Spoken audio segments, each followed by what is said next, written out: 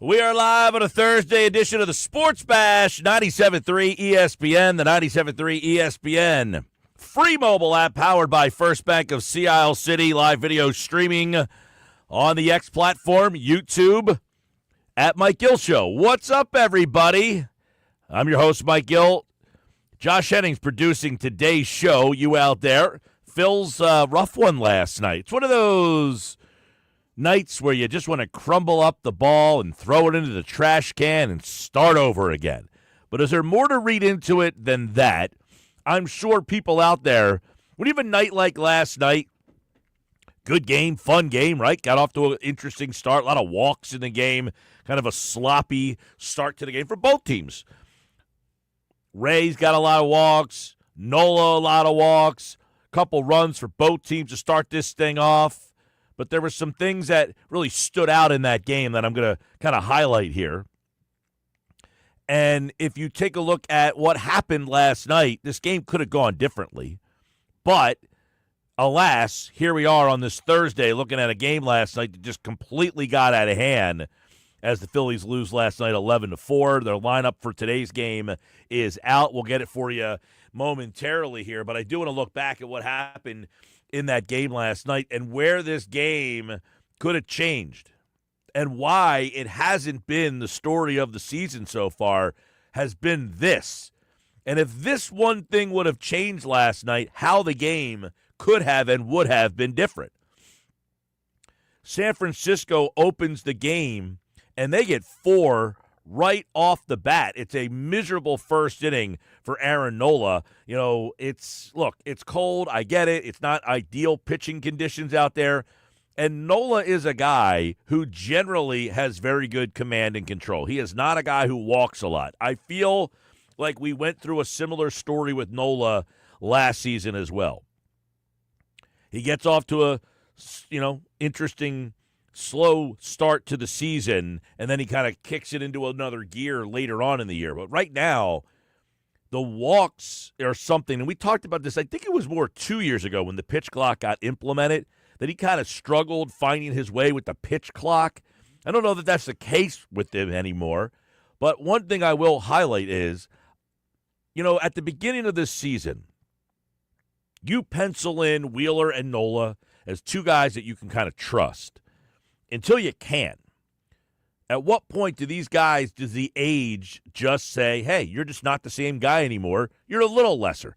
I'm not saying drop off, but like even the very, very best guys, they're not the same. We just saw Verlander the other night. He hasn't been Justin Verlander for like 4 years now. Max Scherzer's not the same. Those guys are just hanging on. They're still pitching. Clayton Kershaw was once one of the best pitchers you ever saw until he's not. And I'm not saying Wheeler and Nola are hitting the Scherzer, Kershaw, and Verlander stage of their career, but they just might not be the same, and particularly Aaron Nola. And it might be Aaron Nola's never been a guy who throws 98 miles an hour, but he racks up a lot of strikeouts. Why? Got very good command. He can get you on that outside black looking.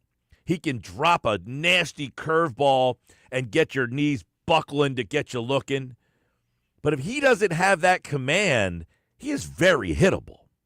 And you saw a little bit of that in the first inning last night. You had the double from Adames, then you get the single to score him, and then after that, again, you get a strikeout looking, but that's behind a single and 2 walks. Then you walk another guy to bring in a run, which is very uncharacteristic of Aaron Nola. It's now happened twice this year where he has walked a run home. And then after that, you get another single to make it 4-0.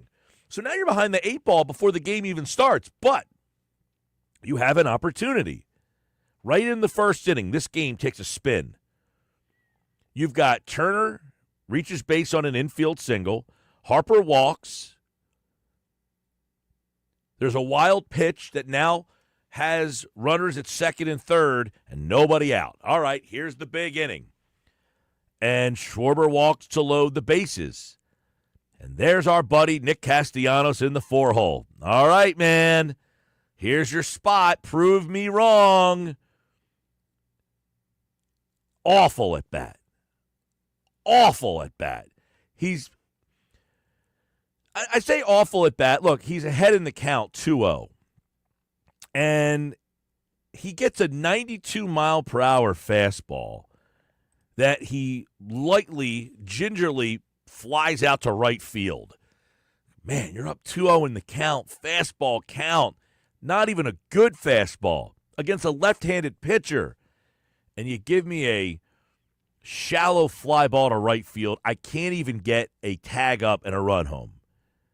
Well, Robbie Ray, same problem as Aaron Nola, didn't have very good command last night. He walks in a run, then a strikeout, then another walked-in run. Phillies scored 2 runs in the first inning without getting a base hit. I mean, I know Turner got in on an infield single, but, I mean, they didn't get a clean base hit. So you got 2 runs because the other pitcher had no command. You have a spot with bases loaded, nobody out, the middle of the order, and got nothing in that spot. There's your spot to hopefully, maybe single brings in 2. Then what happens after that adds to it. Instead, you're down 4-2, and then the next thing you know, the offense for the Phillies goes dry for a little bit until the 4th, where you have your opportunity to get a little energy. Harper hits a homer and ties the baby up after a Rojas double. There he is, Johan Rojas. The hardest ball he ever hit in his Major League Baseball career was last night. And I'm not joking. It was actually fact. He hit that double, and that leads off the inning. Harper hits the home run. It's now 4-4. And you get Schwarber, a little infield single, okay, for the home run. Then that Schwarber little infield, like, in-betweener to short. I got a guy on. Home run, tied up. Nick Castellanos strikes out swinging. Real Muto strikes out looking. I don't know what Castellanos' numbers are in the 4-hole this year, but I'm imagining they're not good. He had 2 opportunities in the game last night. Up to the 5th inning. You go further than that, here's where it really hurts. You tie the game up, and then Nola gives it right back. Now, the throwing error, I say Nola gives it right back. That's not necessarily fair, but you had the double to Lee, then the single, and I don't know what Rojas was doing. Now, after the game, Rob Thompson kind of explained that the ball just kind of got away from them, which, look, it happens. I'm not suggesting that it doesn't. I didn't really see the full field. I couldn't tell if there was even a cutoff man there. I don't even know who he was throwing that ball to. He just, it's akin to somebody who doesn't know what to do, and they just pick the ball up and just throw it into the infield, right? You put an infielder into the outfield, and you're like, hey, you don't tell them what to do. You just, like, catch the ball in the air. Then the ball gets hit in the gap. They pick it up and throw it like it's a grenade. Just get it out of my hand, get it into the infield. I don't even know what to do with it. That was Rojas. He comes fielding that ball, and he just absolutely launches it. Like, get it out of the outfield. I don't want anything to do with this thing. It just seems like Rojas has a lack of understanding of what he's supposed to do, where he's supposed to throw the ball. So it's one of these things where you have this guy that covers so much ground and does such a great job defensively, but he just has no head for the game. Doesn't know how to hit the cutoff man. Doesn't know where to throw the ball. Like, there's a guy rounding, he's on second, he's rounding third, and that guy's automatically going to score. But then the guy who hits the ball, he's rounding first. And a lot of times it feels like Rojas is still trying to throw the guy out the plate instead of going for the cutoff man so that it holds the guy at first base. Because I don't want to put another guy in scoring position. That run is already scored. But now you're putting another guy in scoring position because you don't know where to throw the ball. So that's how that run scores in the 5th. Then basically this game just absolutely gets away from you. In the 6th, you give up 3 more. And then the 6th, the 7th, the bottom half of the 6th for the Phillies. This is where it is a game, set, match-a-roni here, all right? It's 4-4. They go up 5-4. then 6-4, 7-4 in the sixth. Now you guys come up. You hit Marsh for Rojas in this situation, and Marsh strikes out. Now here's Marsh, a lefty. They're putting him in there to face a right-handed pitcher, and he's just absolutely blown away a couple of times. He misses on a 94 and a 95. He battled a little bit. The count's 3-2, but in the end, he ends up swinging through another pitch. Then you get the Marsh strikes out swinging, so you're like, all right. Then Turner, he strikes out looking. He actually ends up getting on base somehow. Then Harper singles to left, and here you go again. I got 2 on and 2 out. And who steps to the plate? Nick Castellanos. Strikes out one time, gingerly flies out the other time. All right, man, can you get me the third time here? I got 2 on, I got 2 out. We're in this game still. You hit a little ground ball to short. Now, listen, you're not going to succeed every time. I get it. But here we go again in the 4-hole. Castellanos, 3 big chances last night and came up empty on all 3. Now, he's not the only problem in the game, obviously. 609-403-0973. Joe Ross comes in, and he had a bad night. He had a rough night at the office. Joe Ross is kind of losing my confidence here a little bit. He was a guy that I kind of thought was going to help this team out, that I thought would be a nice weapon for them. He's been terrible so far, and I don't know if the Phillies just haven't figured out what to do, or he just has not been very impressive. He got bombed in that inning, and next thing you know, you look up at the scoreboard, and the game's over, 11-4. My girlfriend walked in to the house and said, "You're still watching this game? This game's still – no." She said, "This game's still on?" I said, "Well, yeah, they just scored 4 runs and 5 runs in the seventh, and the Phillies just went away gingerly the rest of the way. A strikeout from Realmuto, a couple weak flyouts in the 8th, another flyout from Marsh, and then you come to the 9th, and you get rough night at the ballpark." So that's where we start today. Phillies offense last night gives you nothing other than that first inning where they scored runs, but they didn't really do anything. They walked home twice on an infield single and a pair of walks. They had 4 walks in the inning. 4 walks in the inning. You end up with 2 runs, 4 on the night. Just a bad baseball game. Just a bad night for that team. And there's a lot of flaws with this team that are infuriating, right? There's a lot of flaws with this team that you're just like, how? How did we get here? And there's a little bit like you keep coming back to the there's this battle, okay? There's this battle that goes on your head of continuity, that you want to keep continuity, right? You want to build together as a team. You want this growth. There's this feeling like you can't keep changing things all the time. You play together. But then there's the other side of the coin, which is the staleness of something. And I don't know where to kind of – I don't know where this team is. The continuity versus the staleness. It is a very interesting dynamic, but here's a couple of issues that I have jotted down for the Phillies, Josh. I want to throw these by. I know you wrote an article I want to kind of get into as well. I didn't read the article. I saw the title, so I don't know. I have no context of what you said in this article, but I did see it, and I think it's something to bring up. But I jotted these 6 things down last night, and I could have kept going, but I decided that I didn't feel like it anymore because I would have kept going all night. You ready? You got fatigued after a certain point. You were like, that's enough. Here's 6 issues that I see the Phillies having. All right. 1, poor roster construction with 5 left-handed bats in the everyday lineup. Yep, 100%. 2, center field is a complete and total black hole. Offensively. Yeah, and it has been that way for a while. Your production in center field has not been very good. Marsh has been an average offensive producer. Average. At times. Average.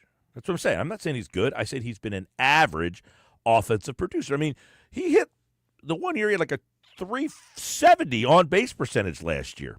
I'll take that out of my 9-hole hitter. You got to be an idiot to say you wouldn't take that. Well, yeah, you would take it, but it doesn't change the fact that overall, in the last few years, that the center field has been overall a black hole. 1 year doesn't change that. Well, I mean, he's been here for 3 seasons now. They got him in 2022. They got him somewhere in the middle of that season. Deadline. Yeah. So in the time that he's been here, he has been average. I'm not saying good. I'm saying just average. But if my 9-hole hitter is an average hitter, like in 2022 for the Phillies, he hit 288. When they acquired him. In 41 games, he hit 288. If my 9-hole hitter hits 288, that's acceptable. Right, well, when they got him, he was a huge upgrade because that was the whole year where they were... Right, but my point is you're saying that it's been a black hole. I can't agree with that, and I'm not a big Marsh guy. But in 2023, he had 277 with a 372 on-base percentage. I mean, if your 9-hole hitter's on 37% of the time, that's a pretty good number for the turn the lineup over. So what happened to that guy? And then last year, 249, 328 on base, 16 home runs, 60 RBI. You know, the on base to me is a little too low, but for the 9-hole hitter, 328, I'm not saying good. I'm saying that's average. Okay, that's just average. You're hitting ninth, you're out there. You're middle of the road. You're below middle of the road, but you're upper below. Okay. My point is it hasn't been a black hole. Okay. He hasn't been a black hole. He's now hitting 095 with a 220 on base and strikes out just about every other time he's up. That's a black hole. And the fact that Johan Rojas is actually an offensive upgrade to you, Rojas is in the lineup today. Now they're saying that Marsh tweaked his knee on the play in center field last night where that ball kind of bounced away from him. Here's what Rob Thompson said today before the Phillies taking on the Giants. Is Marsh banged up? Yeah. The play that he fell down on, where the ball skipped on him, he kind of turned his knee a little bit, twisted, so he's a little sore, so we're going to keep him out today. Which knee? Right. I just forgot. Well, he's going to see the doc, and then we'll reevaluate. Yeah, so he tweaked his knee. He's not in the lineup tonight. So there is no Marsh, or today. They play at 4 o'clock. There is no Marsh in the lineup today against a right-handed pitcher. So when the lineup initially came out, it was like, whoa, they're playing Rojas against a righty today. They're not even giving Marsh the chance to play against a right-handed pitcher. Well, they say he's tweaked his knee, and this might be the precursor of finding a way to get Marsh some downtime. Yeah, you know, it's a very nice excuse to be like, oh, your knee's bothering you, 10-day IL, let's go to the minor league rehab for a couple of weeks. The question is, you know, I would imagine Weston Wilson would be the guy that comes up in the short term. Naturally. But Weston Wilson is not a center fielder. Do you then play Kepler in center field a little bit? He's played about 160 games in center field. I think it was 127 I saw. Okay, there you go. About a season's worth of games, right. A little less than. I don't know, but we'll see. So center field has been a total black hole, and I just don't see, outside of Justin Crawford and them wanting to make that jump, there is no internal answer that will make a difference on how to work around how big of a black hole you have in center field right now. Really quick, before you move on to the next bullet point there, Mike, just a quick question about Justin Crawford. You know, for your perspective, not the Phillies, your perspective, Mike Gill, how long do you let him stay in the minor leagues before you consider bringing him up? Like, I got to see more. Listen, I know he's been very good. He's struggling a little bit at AAA, and it's like, hey, he got off to a good start. Well, now he's not. Well, he got off to a good start. He's hit 300 everywhere else. Yeah, but you know what? Now he's at the AAA level. He's facing guys who are 4A pitchers. These guys are not in the majors because maybe their stuff isn't what it used to be. They don't throw quite as hard as they used to, but they're still guys who get spot starts and stuff. So you're saying that Crawford needs more seasoning? It looks to be that way. Okay. I mean, he's struggling against lefties. He is hitting about 250 right now. And keep this in mind with Crawford. He's another left-handed bat. I just don't know that he answers the problem that you have of balancing your lineup out. No, he doesn't at all, but I was just curious about what your perspective on his timetable is, because I know a lot of people are salivating over the idea of him. Listen, I'm a big proponent of playing the young guys, get them up, put them out there. No problem with that if he's ready.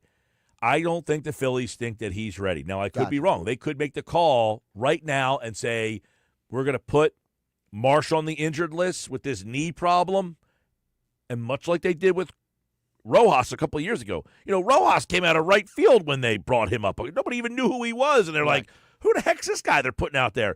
And then people forget, Rojas came up here, and that first year in Philly when he was basically unheard of, nobody even knew who he was. He was well over 300. That first year that Rojas came up here, people forget in 2020, I guess that was 2023?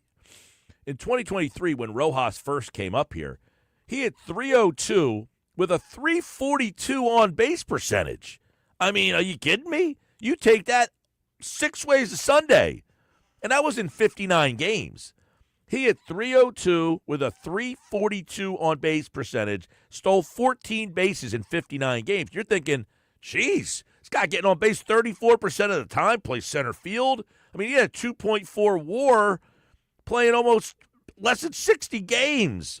So he came out of nowhere. And maybe that's what they see Crawford as. A guy who, if he just comes up and just plays up here and he doesn't have to worry about splitting time or doing this or that he can just come up, hit at the bottom of the order like Rojas did, and maybe he can just get off to a good start, get the confidence, and then make more of an impact. But he's a left-handed bat who doesn't hit for virtually any power. He is not a guy who's going to hit a lot of home runs. He is a speed guy. When I say speed, he's Rojas on steroid speed. I mean, this guy can fly. So is he an option? Yes. Would I endorse the option? Absolutely. Do I think it is 100% idiotic that they're not making this move? Not necessarily. I do understand that they are in a in a very gentle spot here. The right time to call up your best prospect. Also, on a team, mind you. Yeah. On a team that has World Series aspirations. And I know the fans might not want to hear this, but the other side of it is there's the service time issue. You don't want to start that clock too soon, right? You want to maybe, if you're going to call him up this year, maybe you wait till May or June to get that service clock year delayed. Yeah, I don't know the rules. Did they tweak those rules a little bit? It used to be after like 16 or 17 or 18 games or somewhere in that realm. So they might be past the date of that already. They're approaching past the date, yeah. But I'm just saying in general, that's why a guy like him doesn't start the year. Well, that's why he doesn't start the year here. Yes, that I know. I'm just saying I think they right around the date. I know you know. I mean, the fans who are listening out there. No, I'm just saying I think they're right around the date where they can bring him up. Correct, and he won't get dinged for the service. It. All right, so I only got through two things on my list. Oh, two things. Poor roster construction with 5 left-handed bats. Center field is a total black hole, and it doesn't have a lot of, if any, internal options other than Justin Crawford. This is another season with no right-handed bat in the middle of your lineup. It is an albatross yet again that they have completely ignored. This might be the biggest of all the things you wrote down.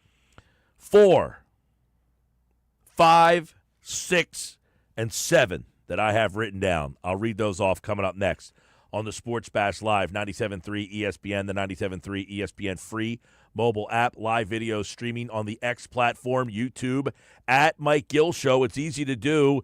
Just get on the X platform or the YouTube platform, type in Mike Gill Show, and you can watch the show on your tablet, phone, laptop, stream it over to your big screen TV. If you're at a bar at a restaurant, ask the bartender, hey, can you put on the Sports Bash with Mike Gill? And we can hang out all day long.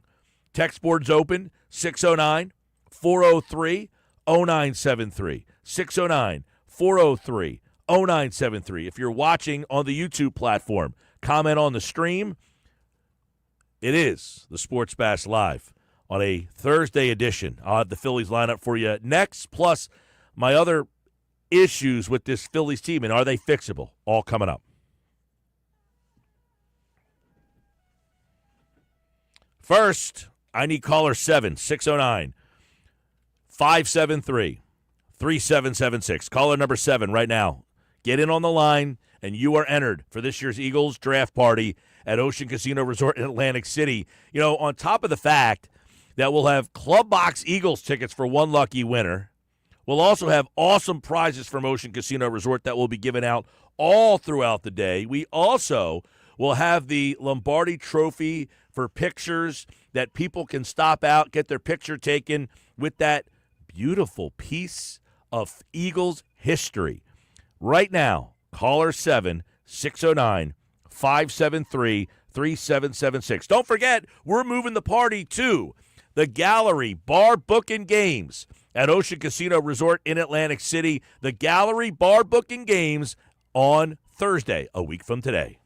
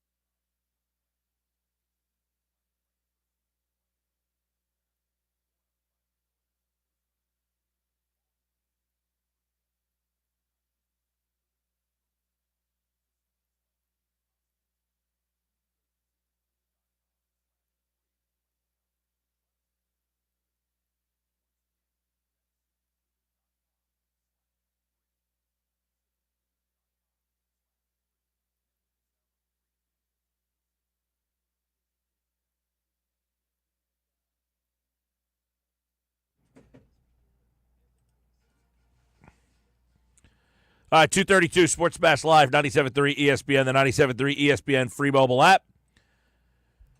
Watch live on the X platform, YouTube, at Mike Gill Show. We got a lot of people been watching on the stream. Appreciate everybody jumping on. We got a lot of comments over there as well. Jeff on YouTube says, when the Phillies win today, they'll have the same exact record as this time last year.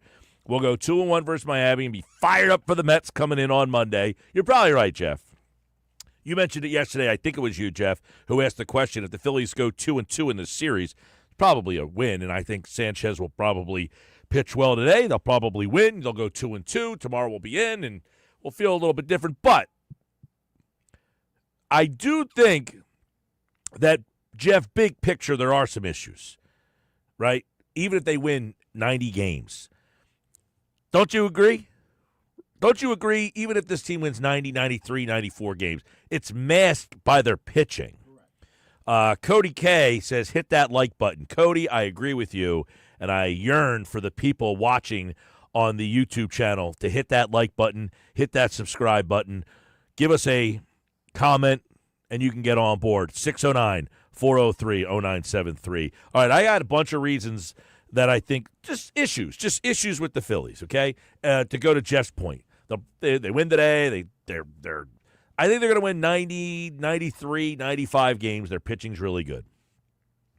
But these issues worry me in October. So I gave you my first three. Poor roster construction with the 5 left-handed bats. Center field, total black hole.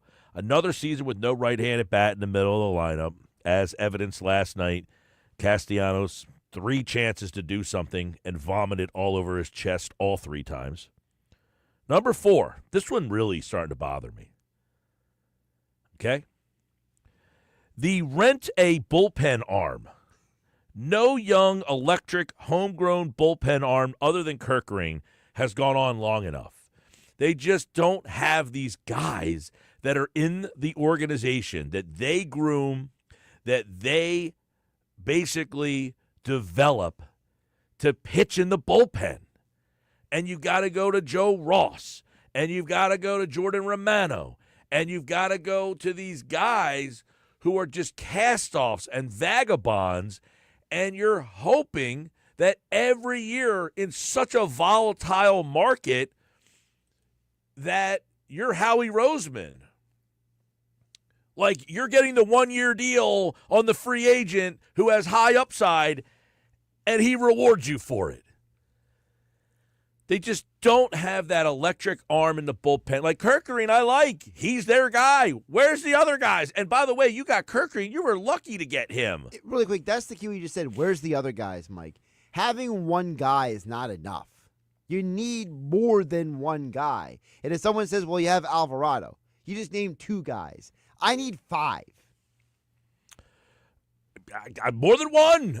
You need 5. I'm not even being greedy. More than one, I'll say. Give me 2. Give me another guy. Where's a guy that you've developed who has an electric arm, who's not a starter? And by the way, you haven't even developed that guy. Painter's really the only one. We haven't even seen him pitch at the big league level yet. Mick Abel, first-round pick, he has flamed out. Frankly, I'm surprised they haven't tried to turn Mick Abel into a bullpen pitcher I yet. just don't think he's consistent. He can't throw strikes. I saw him pitch in person.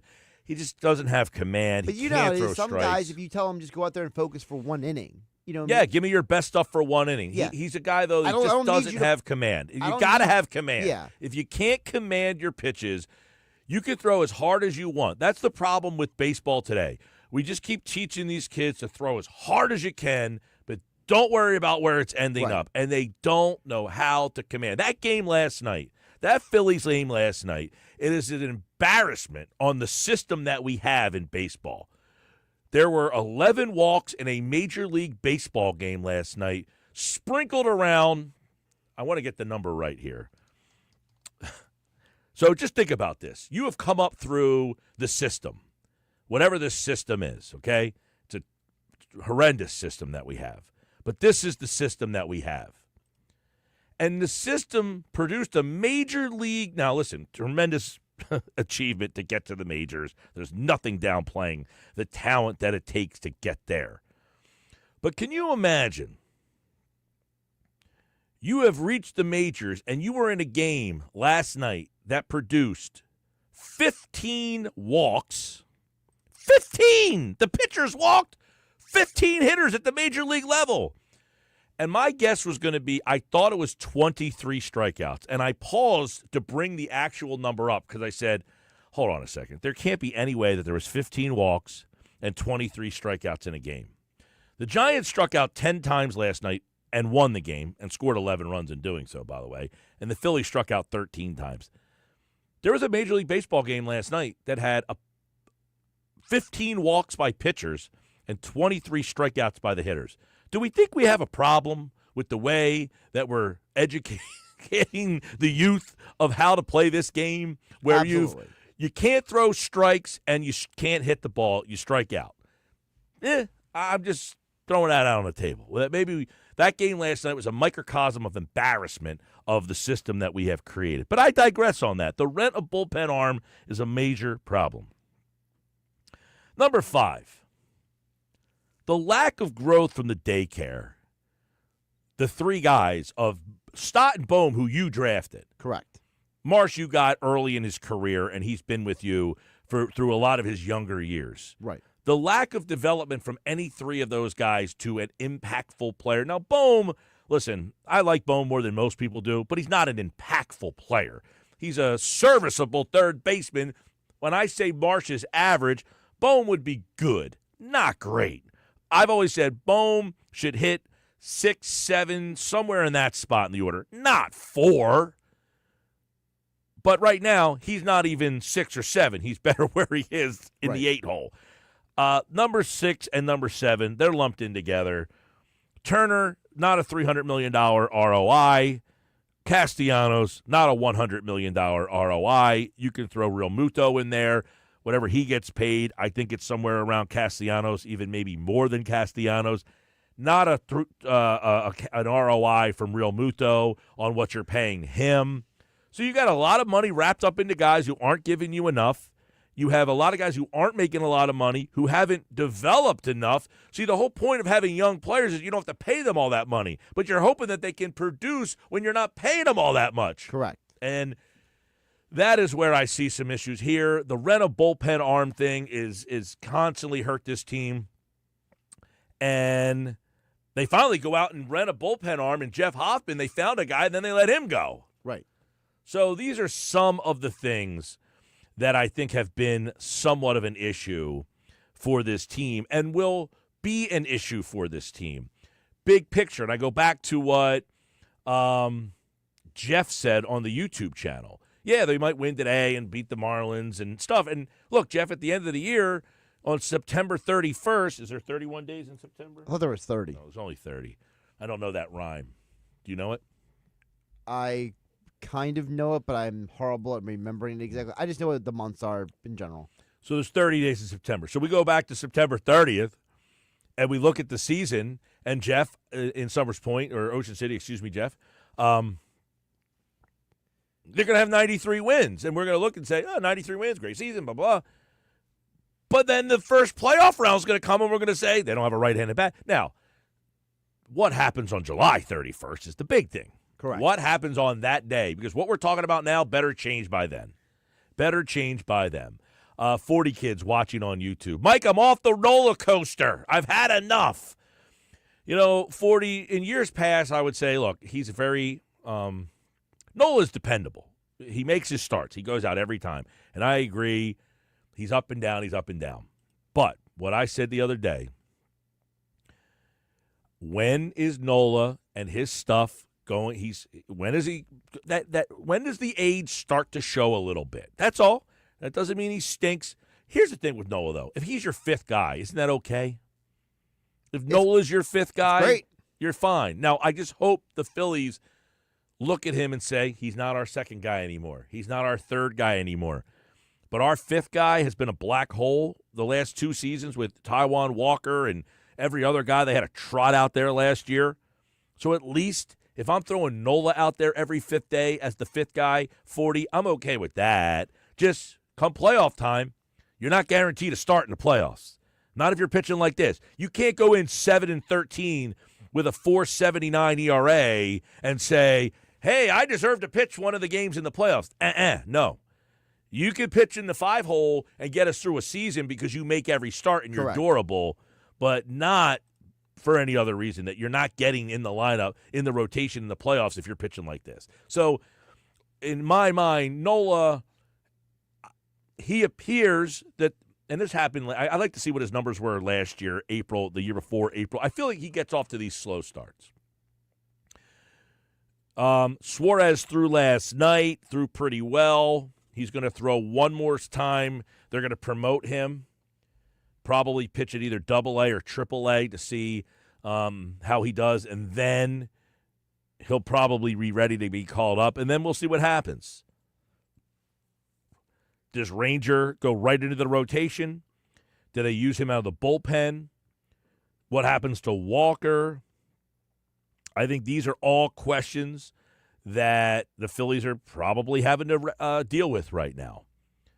609-403-0973, 609-403-0973. You know, in my opinion, let's get a couple text messages. Tim in Delaware, 93 wins, that's a pipe dream.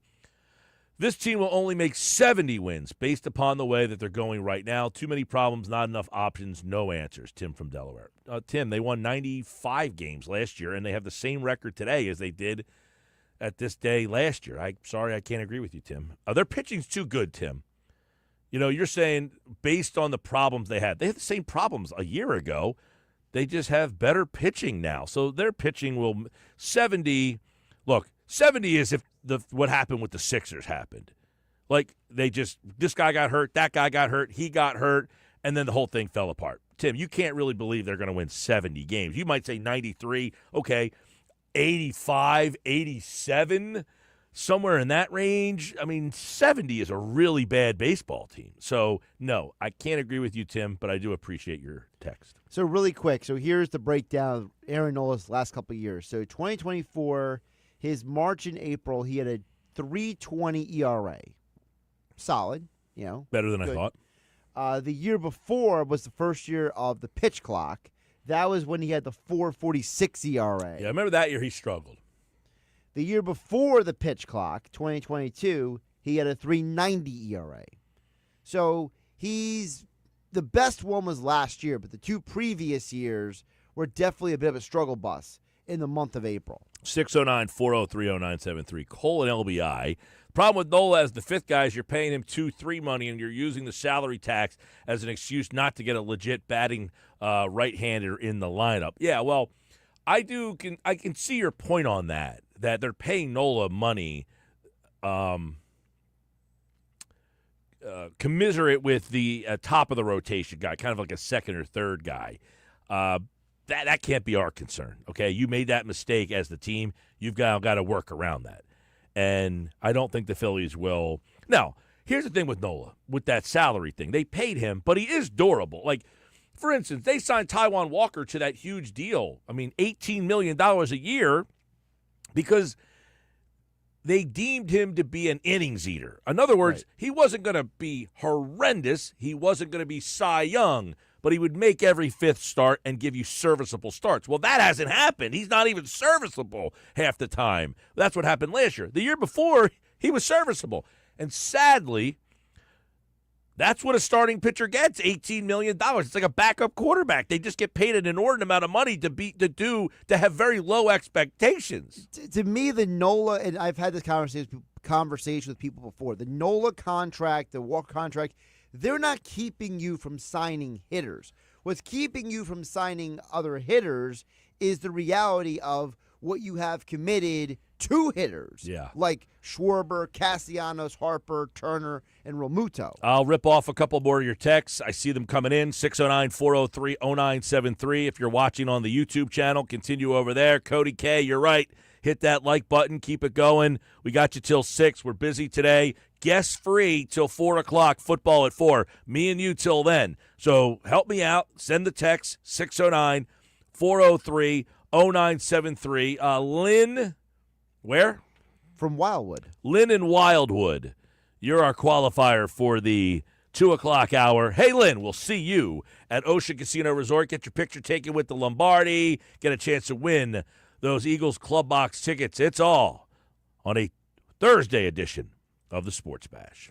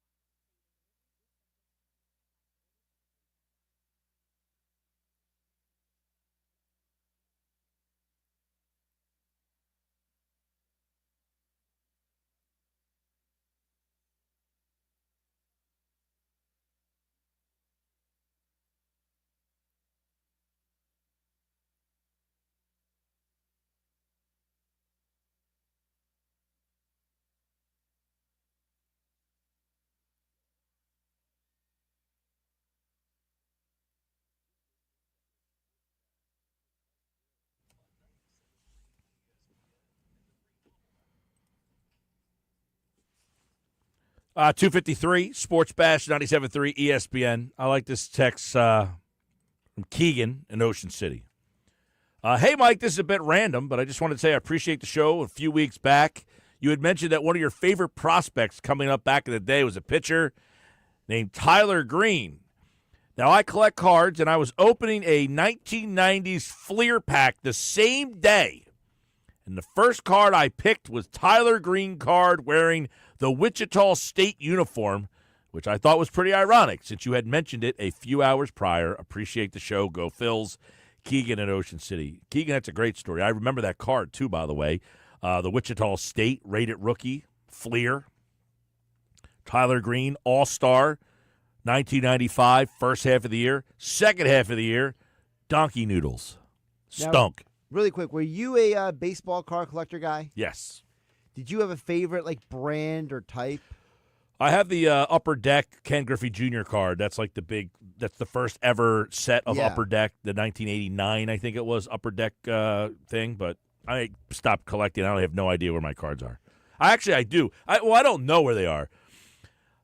When I went to college, I left them in my house. And when I came home from college, my mother had moved out of the house. And they never returned. I don't know where they went. I know where mine are. They are in storage, collecting dust. Yeah, well, keep them in storage and we'll rip them open like 20 more years from now. See how they're doing. Drew in EHT, I got your text message. Phil and Brigantine, I got your text message.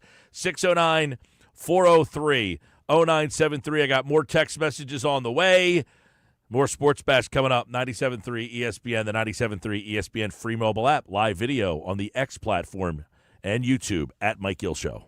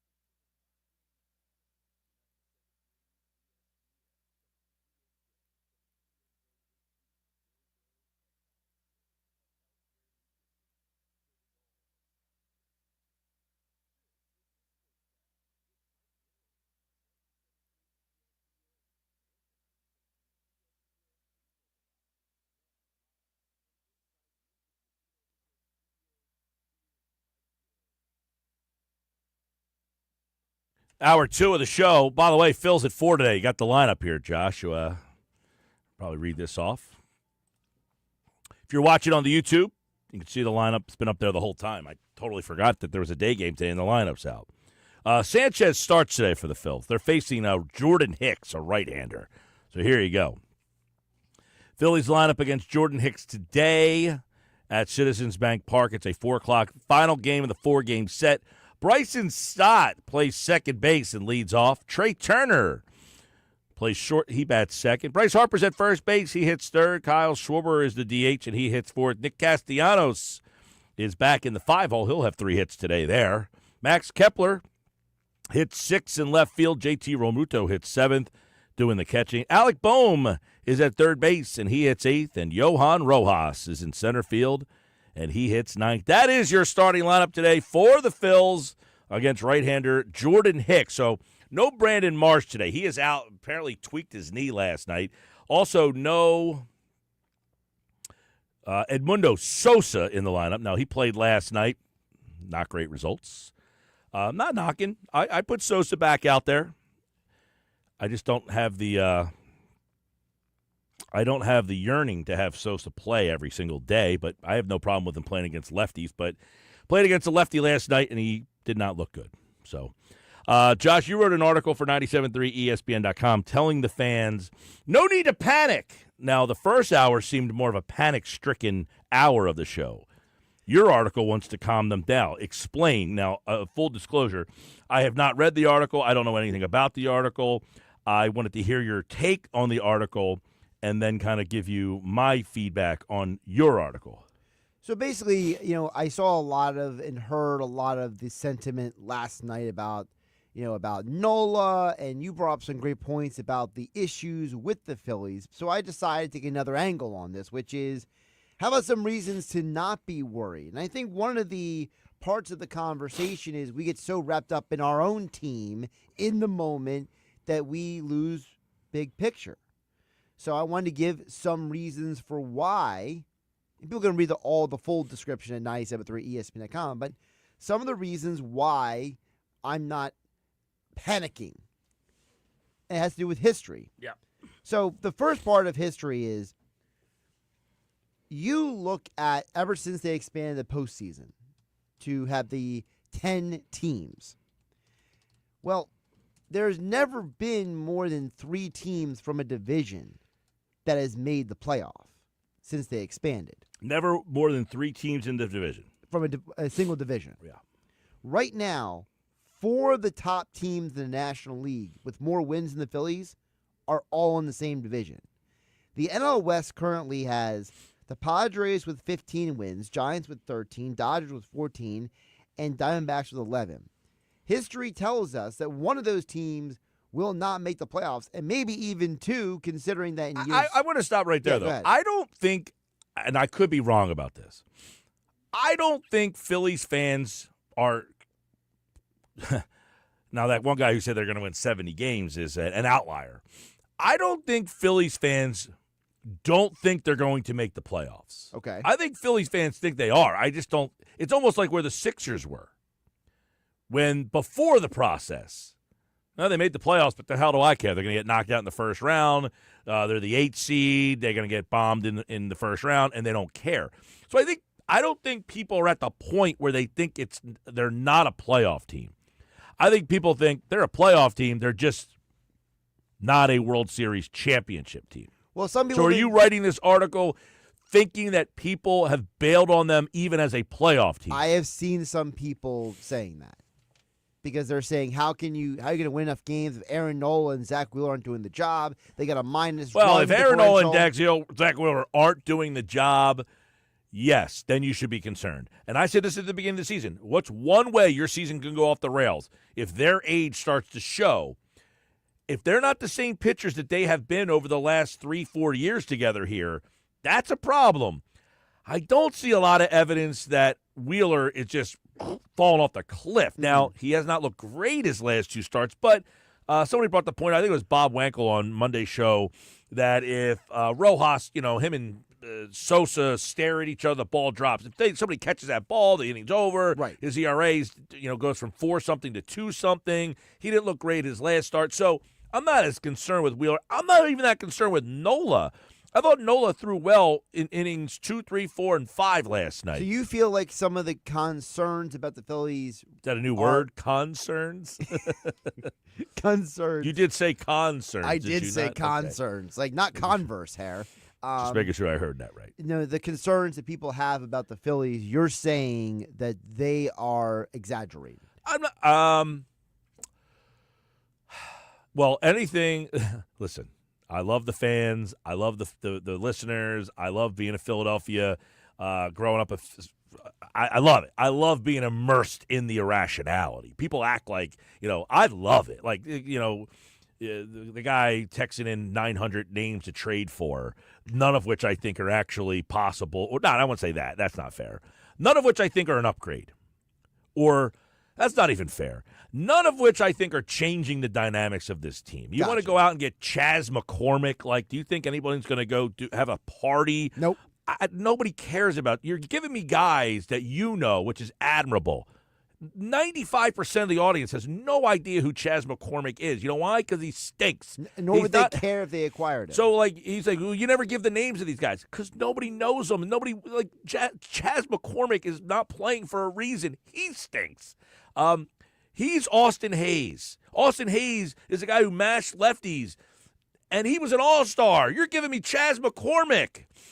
Byron Buxton, he's a bigger name, but he stinks. He's been hurt every year, and he gets paid a lot of money. So if you're going to give me a guy that nobody knows and he's not changing this team, bringing in another Austin Hayes is not changing this team. Really quick, one of the reasons what made Dave Dombrowski famous was he would bring in guys that maybe everyone didn't know about, but they were having good seasons elsewhere and they would make an impact. Like, for example, the national baseball person might not have known who Jim Eisenreich was when they brought him into the Marlins with Darren Dalton in 97. But he ended up having a huge role on that team in 97 for the Marlins. Stephen Pierce. I would say half the baseball world didn't know that Stephen Pierce was having a solid year, but he came in, he won the World Series MVP for the 2018 Red Sox. So Dombrowski's experience is not finding random dude who might be good. Dombrowski's experience is finding random dude that you might have not have heard of, but is having a solid year. Chas McCormick isn't it? Okay, he made a catch in the World Series 5 years ago against the Phillies. Everybody knows him. I guarantee you, people don't remember that Chas McCormick made the catch in the World Series. No, they don't. You might remember that, and I give you credit for that. But Chas McCormick, again, he is another. First off, he's a worse addition. He is a worse version of Austin Hayes. He's worse than Austin Hayes. Yes. So Austin Hayes was at least an all-star. Yeah, I mean, McCormick is a part-time player. This team has gone down the part-time player role. That's not what this team's looking for. They need a right-handed bat that plays every day in the lineup. Not Chas McCormick or any of these other mid-tier right-handed players that happen to make a catch in the World Series game. Should I go out and get every reserve outfielder that made a nice play in the World Series? Well, then you're Al Davis just acquiring guys who are fast. I mean, Johan Rojas made a great catch in the playoffs multiple times. Should I then go try to target him too? I get it. These players, and it's great that you have a vast knowledge of players that most people probably haven't heard of, okay? I'm going to imagine that most people listening, and it's like these are the kind of guys I crack up with. I was this guy when I was 12. Like when I was 12 years old and I used to cut steaks at Sacco Subs and I'd be in the back room and I'd be just mentioning every player in baseball and the guys would look at me like, how do you know all these guys? Well, I have no life, okay? That's my life. I know all these baseball players. You sit around as a kid and read the back of baseball cards. Yeah, like I'm getting number 2 overall pick, platinum gold glove winner. You know who's the number 1 overall pick and a really good defensive player? Mickey Moniak. Do you want him? Should I go get Mickey Moniak? He was the number 1 overall pick and a really good defensive player. I don't Yeah. want Mickey Moniak. Byron Buxton is a guy, and people probably know him. He's a little bit bigger of a name. But you know why people know Byron Buxton? Because he can't stay healthy. Because he's hurt every single year. And right now, Chas McCormick is hitting 200 on the season, right? He's hitting 200, and Buxton's hitting under 200. So that's what the Phillies need. Let's go out and replace our 079 here with a guy hitting under. I get it. It's admirable that there's some right-handed bats that you want to suggest. I'm trying to tell you, you've texted these players' names in since the start of the season, and I keep telling you the same exact thing. These guys are lesser versions of Austin Hayes. The Phillies tried that last year, and that did not work. They don't need a average right-handed bat. So they're going to trade for Chas McCormick, and where are you going to bat him? Probably the bottom of the lineup. They don't need a guy to hit in the bottom of the lineup.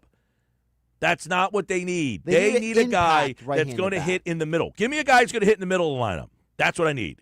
All right? Yeah. So you know all these great players that are – your depth of knowledge of players is outstanding. 4 points for you. Not the 2 that I normally give out. 4. You get 4 points. What is this, around the horn? Yeah, I'm just arbitrarily giving points out. I don't want the Austin Hayes clone. This is like Spider-Man pointing back Yeah, and the forth. Spider-Man meme. Hey, Yep. Austin Hayes. No, I'm Chas McCormick. No, you're actually Austin Hayes. No, I'm Byron Buxton. No, you're actually Austin Hayes. Wait, we're all the same? Yeah. That's not the guy I want. That's not the guy. So, again, I will shake your hand and say congratulations that you are probably pretty good at fantasy baseball. But most people, by the way, if Chas McCormick is on somebody's fantasy baseball roster, you need to get out of that league because those people are clueless. Chas McCormick should be on no. I want to know how many now people. that you said First that, off, I I'm want to gonna know look how up. many people out there. I'm going to look up. I want to know how many people out there listening. Yeah. Number one, no Chas McCormick, because now I'm using this guy's name over and over again. Way too much. Is this the guy? Are you related to this guy McCormick? Because Chas McCormick stinks. I can't believe someone's actually recommending McCormick as a player. But okay, I'll play along. How many people know Chas McCormick, and how many people remember that he was the guy that made the catch? And I'm imagining most people driving right now are saying, what catch are you talking about in the World Series? Chas McCormick, by the way, is rostered in 0.3% of fantasy baseball leagues. Well, that gives me some hope. 0.3%. I would like to meet those 3 people and wonder what's wrong with them. But still. 0.3. They're probably related. That All his that family. makes some sense there. Buxton's a guy that, like, a couple of years ago when his name would come up, you'd be like, okay, he was a high draft choice. He was one of Big-time these guys. You prospect. just kept waiting and waiting and waiting for him, and he just hasn't been able to stay healthy at all. So he's not a guy that, and he makes too much money. He makes like $15 million a year. You don't need, also, he's a boomer bust player when he's healthy.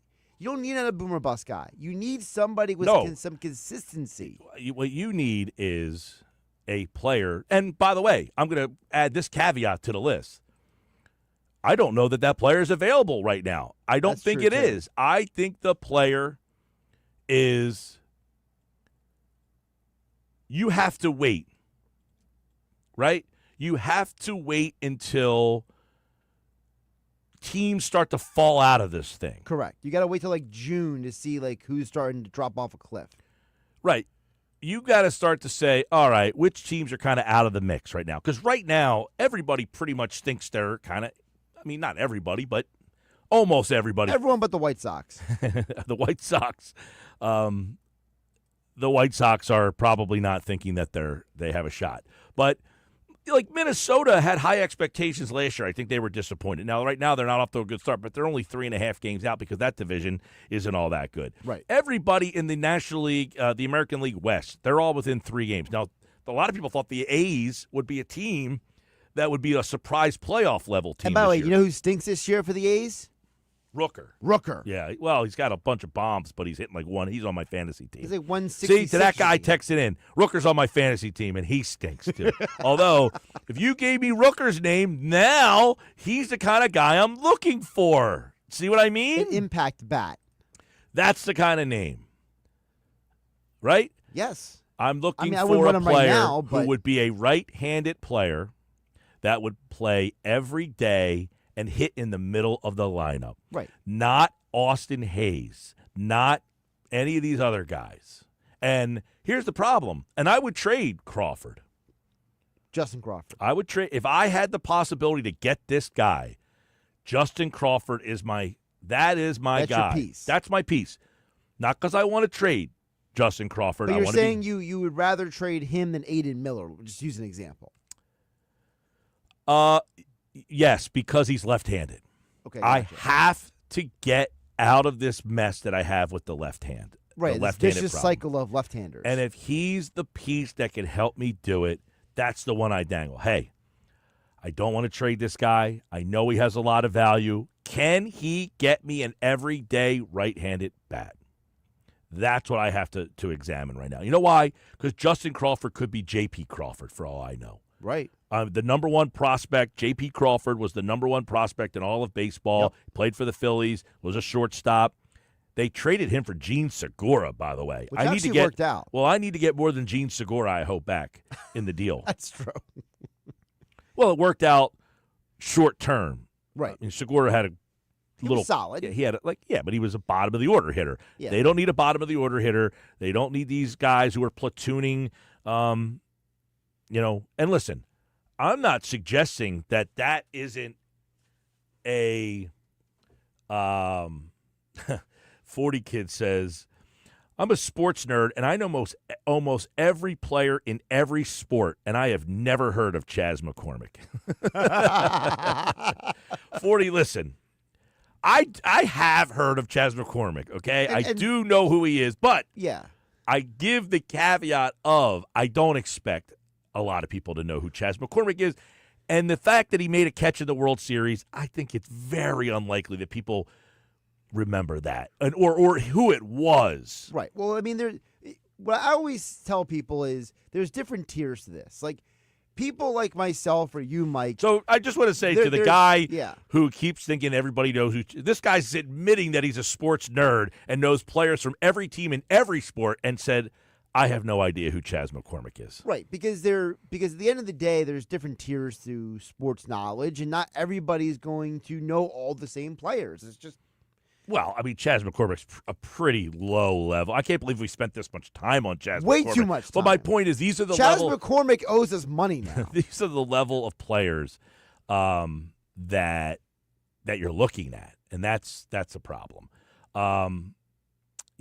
His one redeeming quality is that he hits left-handers at a decent clip. 287, 359 on base, a 863 OPS, 504 slugging. So he has had success in the past against left-handed pitching.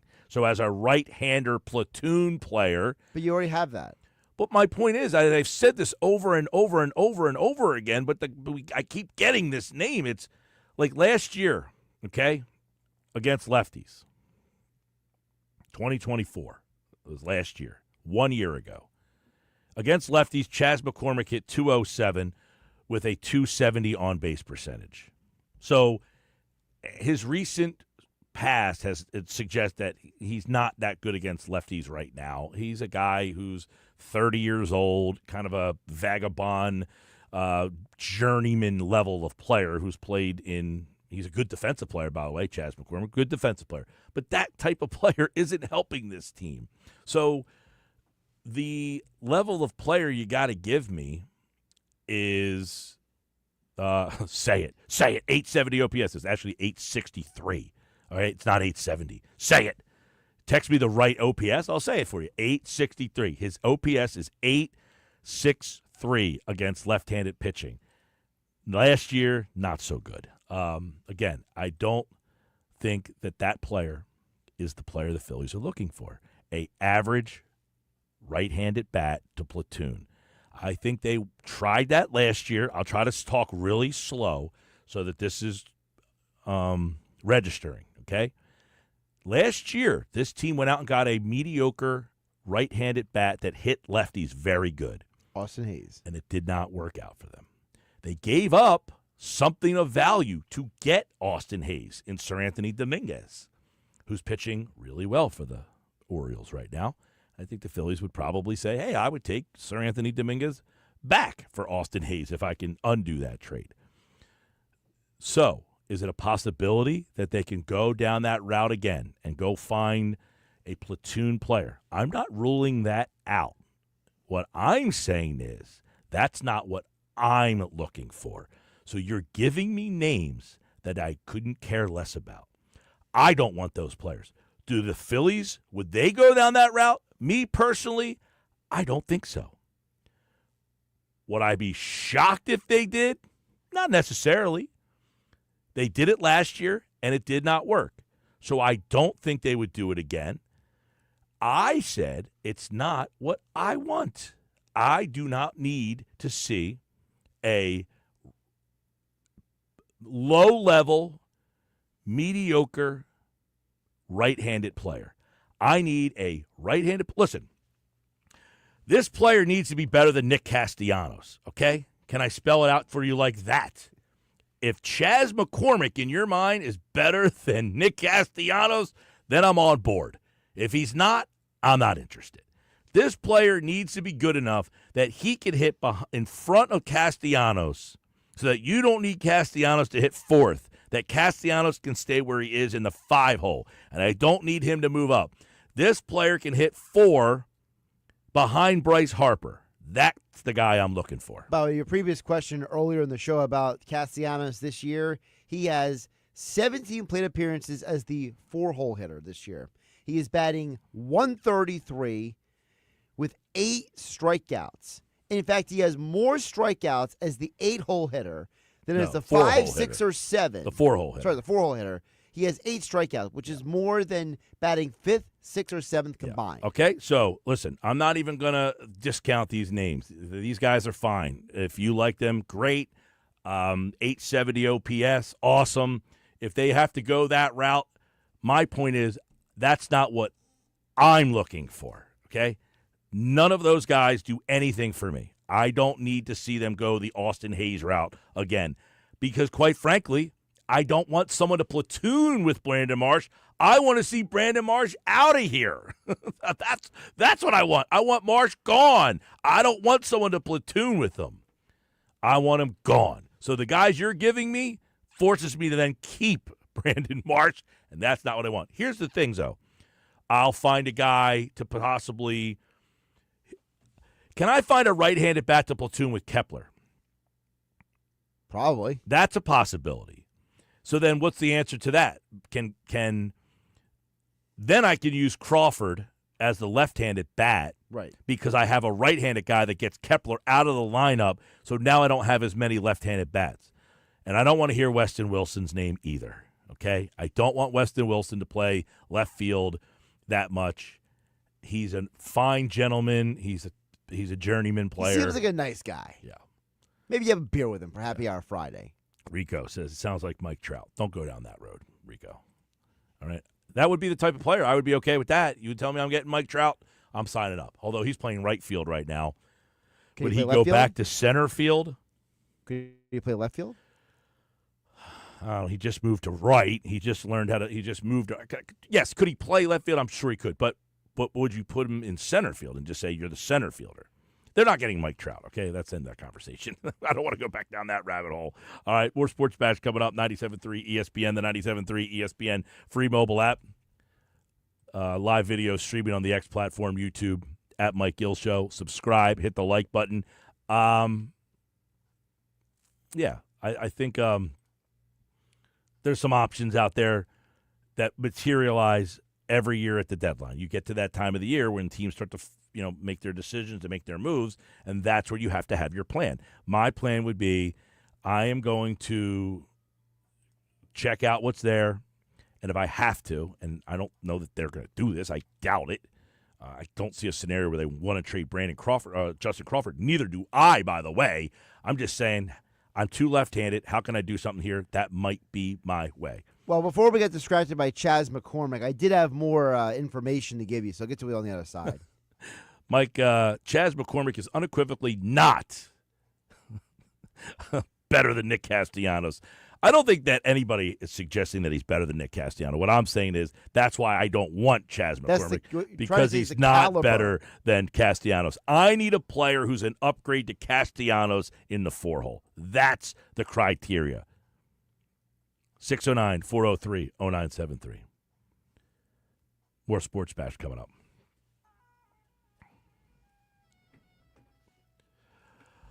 All right, caller 7 right now. Get on the horn, 609-573-3776, 609-573-3776. Caller number 7. We're running out of chances for you guys to get entered.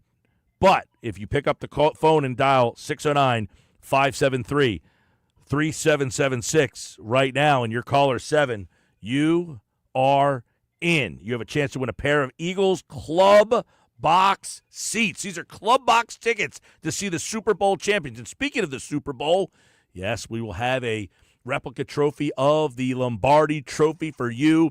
Pictures, everybody who comes out, get your picture taken with the Eagles Super Bowl trophy. It'll be on hand at the draft party.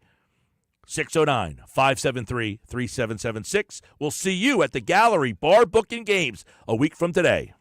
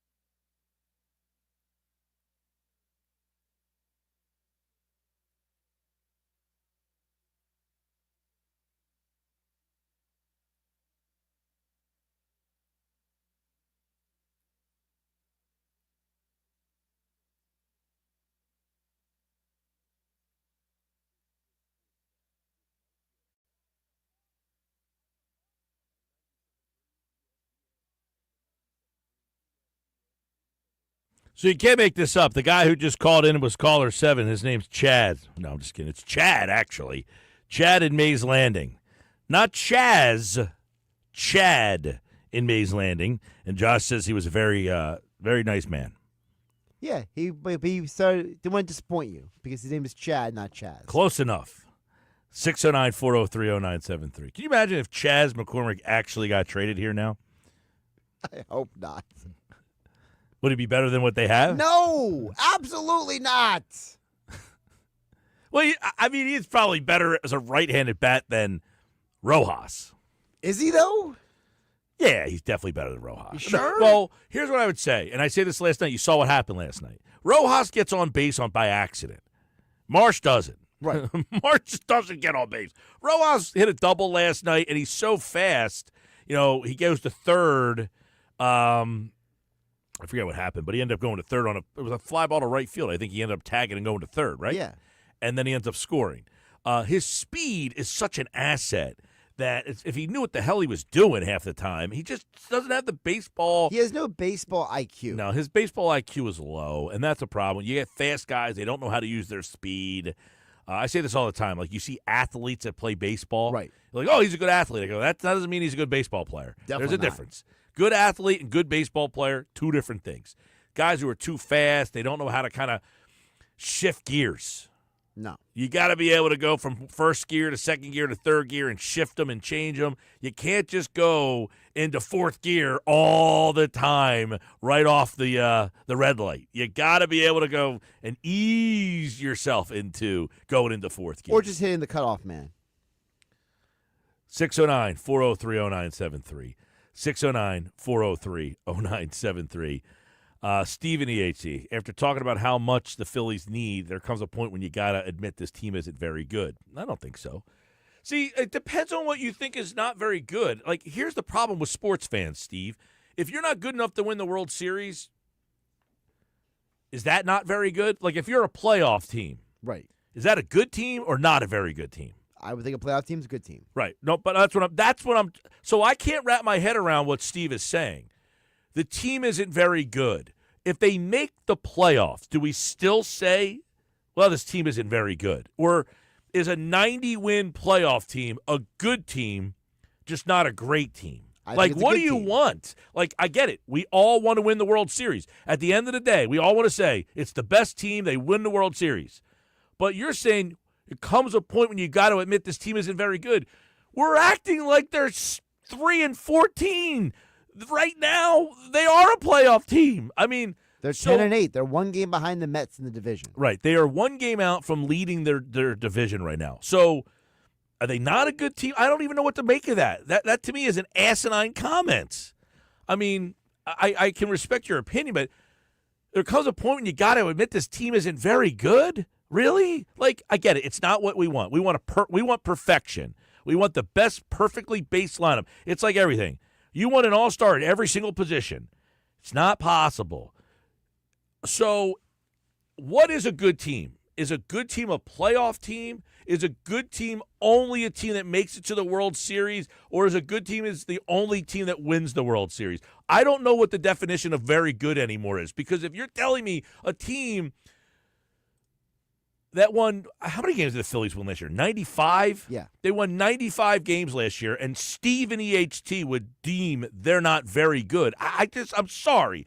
I could say they have some flaws, but to say they're not very good, I think is just being ridiculous. Well, We've got to the point of being ridiculous with sports, where if you don't win the World Series, you're not very good. Like the team that makes the World Series, they're no longer very good because they didn't win it.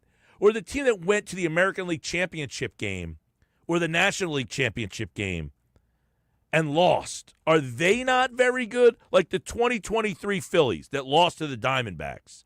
The Diamondbacks went to the World Series and lost. Were they not very good? The Phillies went to the National League Championship Series and lost.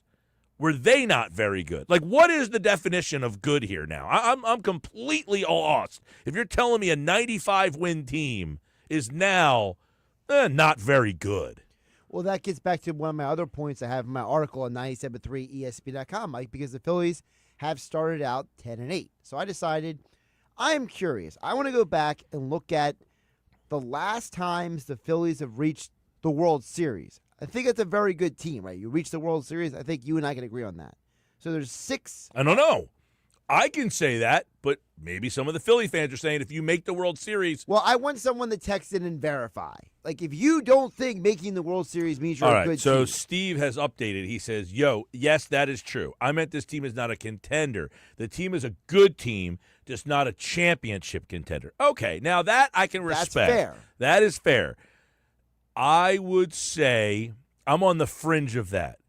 And I said this all last year, too, by the way. Remember, Nuggets and I would go back and forth. Yep. He thinks they're going to – I said, they can't beat the Dodgers. They're not beating the Dodgers. They're not better than the Dodgers. Even last year's team that won 95 games. Yep. I think the Phillies can win the World Series. Do I expect them to? No. I do not think they are good enough to win the World Series. I think they're a playoff team. Can they get to the World Series? Yes. It would be an upset, though. It would be an upset to beat the Dodgers. And the reason the Phillies can do it is 2 things. 1, they have the pitching. And if their pitching's on the same week when their offense goes through one of those hot spells, then they can do it. If that doesn't all line up, then no, they are not the best team. But as we see in baseball, the 85-win team goes to the World Series. The 87 team beats the 95-win team. So I agree with Steve.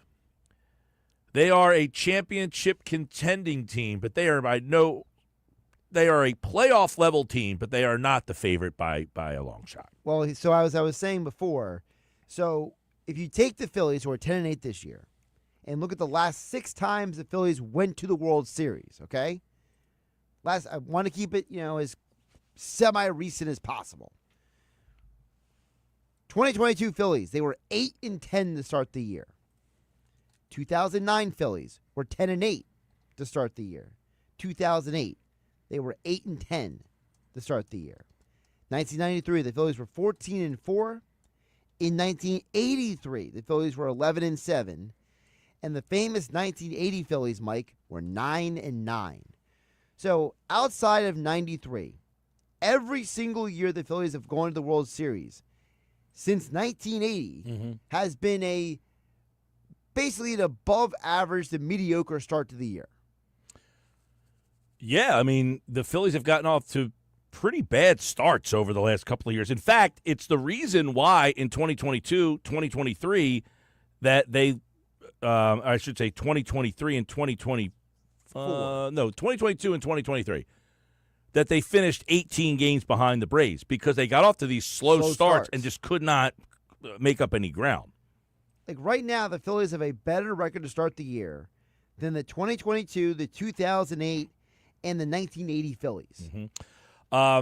This is the best part. Okay, so it says, I'm just saying they have a 14-point differential. It would be a run differential, but I get what you're saying. I don't think they're as good as people think. You can crush me for my opinion. You kill everyone who doesn't agree with you. I agree with you. I don't think they're as good as people think. I've just literally mapped out every reason why I agree with you, and yet you just tried to say that I disagree with you. See, this is where people you. I agree with the people, and they still want to say I disagree with them. I literally just got done explaining how I agree with the guy and said, I just was asking what's a good team versus what's a bad team. If you're telling me a 90-win team is not a good team, I don't agree with that. But you clarified it by saying that this team is not a championship contender. That I can understand. When you just say they're not a very good team, I think that is ludicrous. But I do agree that I think they have too many flaws right now as currently constructed to be considered a bona fide favorite to win a World Series. Now, I think they're going to make the playoffs because their pitching is good enough. Their pitching is high level. They have very good pitching. Now, their bullpen is not great. That pitching through the summer months of a baseball season, when you are matched up against Washington and Miami and Cincinnati and Pittsburgh and Colorado, your pitching is going to win 2 out of 3 against them almost every single time. That should get you to about 80 wins pretty much. And then by accident you beat, somebody, the Dodgers. You took 2 out of 3 against the Dodgers. I get a guy telling me this team is not very good, and they just beat the Dodgers 2 out of 3. Well, then also the Giants. Okay, that's baseball, all right? You're good enough to beat the Dodgers 2 out of 3. You can't tell me you don't think they're very good. They're good enough, but they need things to go their way. So I say good enough, but they need improvements. That's all. And that's Cole why at LBI says, not for nothing, but if I tuned into your show and I didn't know any better, I'd assume the Phillies are 0-16 by how you guys talk about them. I think that's because we're looking at big picture. We're looking at the big picture of, can you win the World Series? This is a good team. It's not a great team. I think back to your point from earlier, Mike, you said that the key is going to be not what's happening in April, but what happens on July 31st. The idea of this season will be defined by what Dave Dombrowski does or doesn't do at the deadline. No question. Look, right now, and I've said this from the start, I think he'll give this team to the deadline. He'll start to make evaluations. Now, if this center field thing keeps going on, he might have to step in. He might have to step in if Marsh doesn't turn around here quickly. Although him getting injured, it gives him a nice, beautiful opportunity to stash him on the shelf for a couple weeks. Yeah, we'll see what ends up happening there. I think what's going to happen is they're going to use this knee injury as an opportunity to tell Marsh, take some time off, let him go on an extended rehab assignment. Yeah, I wouldn't be surprised if listen, he said, let me hear the Thompson bite again. Here's what Rob Thompson said today. This is why Brandon Marsh, he's not in the lineup today against a right-handed pitcher. And then somebody asked, is he banged up from that play? It was a weird play. The ball hit in front of him, and then it kind of scooted away, and Marsh kind of, oddly went after it. Here's what he said. Is Marsh banged up? Yeah. The play that he fell down on, where the ball skipped on him, he kind of turned his knee a little bit, twisted, so he's a little sore. So we're going to keep him out today. Which knee? Right. I just forgot. Well, he's going to see the doc, and then we'll reevaluate. So he didn't really say how long. He was keeping it vague on purpose. So he'll get looked at. I would not be shocked if they said, hey, he's going to have to go on the injured list. I wouldn't be shocked. It's just a way to kind of – but you're right. I would absolutely not be shocked by that. 609-403-0973, 609-403-0973. Let me get one more in from Matt and Cape May.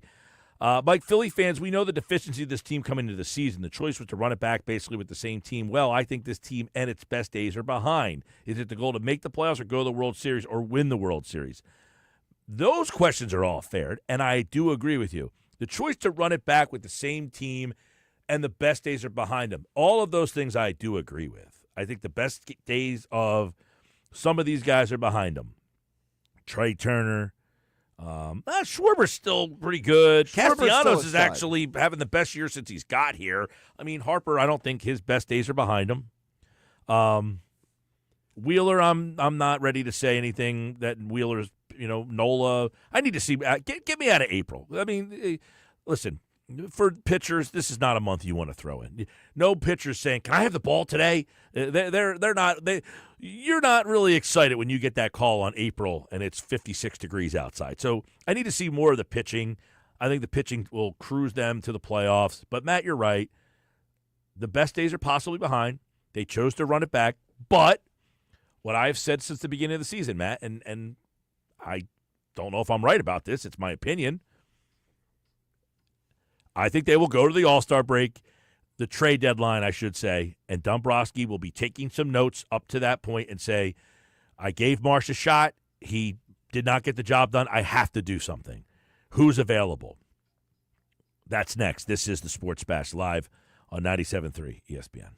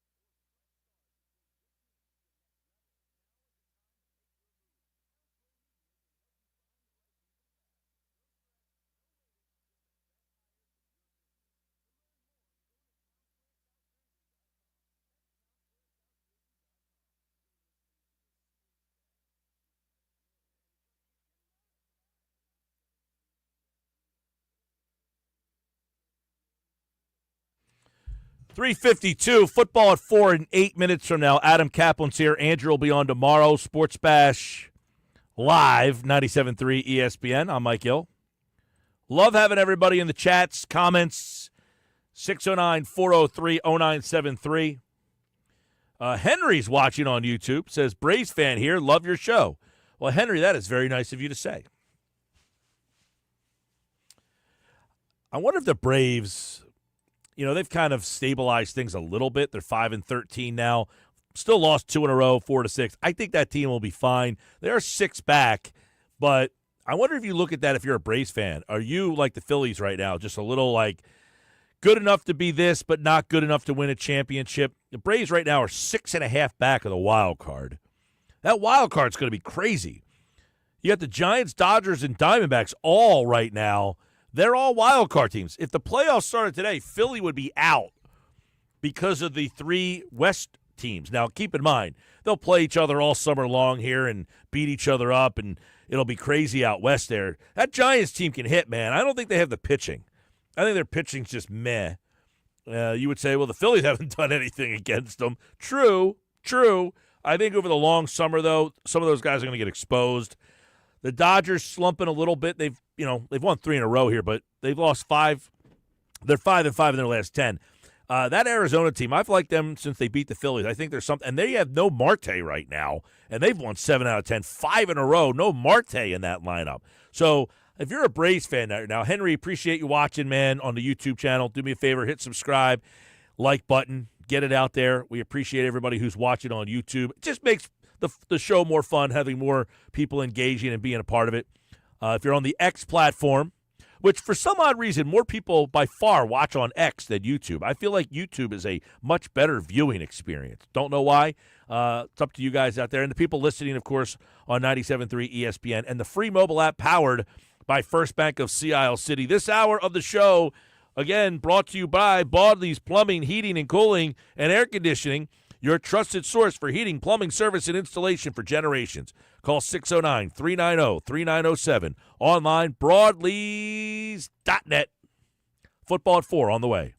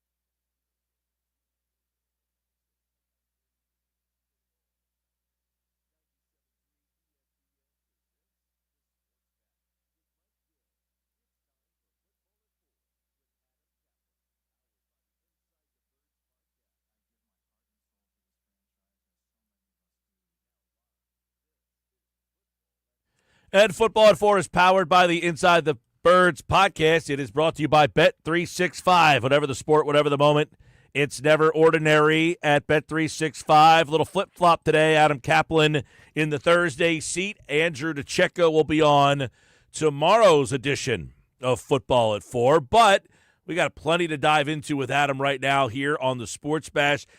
As we talked about, can the Eagles make another Super Bowl run? What are some of their team needs? We are 1 week away from the draft, and right now, I guess we'll start off with this question, Adam Kaplan. They've lost a ton in free agency. They've brought some pieces in. Can we really say 1 week from the draft that this team today is as good as the team that left the field in February? Obviously not, Mike, but and this is why we have the draft. I remember someone with the Eagles telling me, this is a really funny story. So, I don't know, 3 or 4 years ago, I was complaining about their roster at one point, and someone from the Eagles saw me somewhere and said, hey, I heard your show. Remember, the season starts in September. You should tell your listeners that. I'm like, yeah, man, I know. I should say that more. Because that goes to your point. No, but the draft is exactly 7 days from now, and if you look at it, okay, if we look at their needs, offensively they have to address tight end. They don't have to do it in the first round.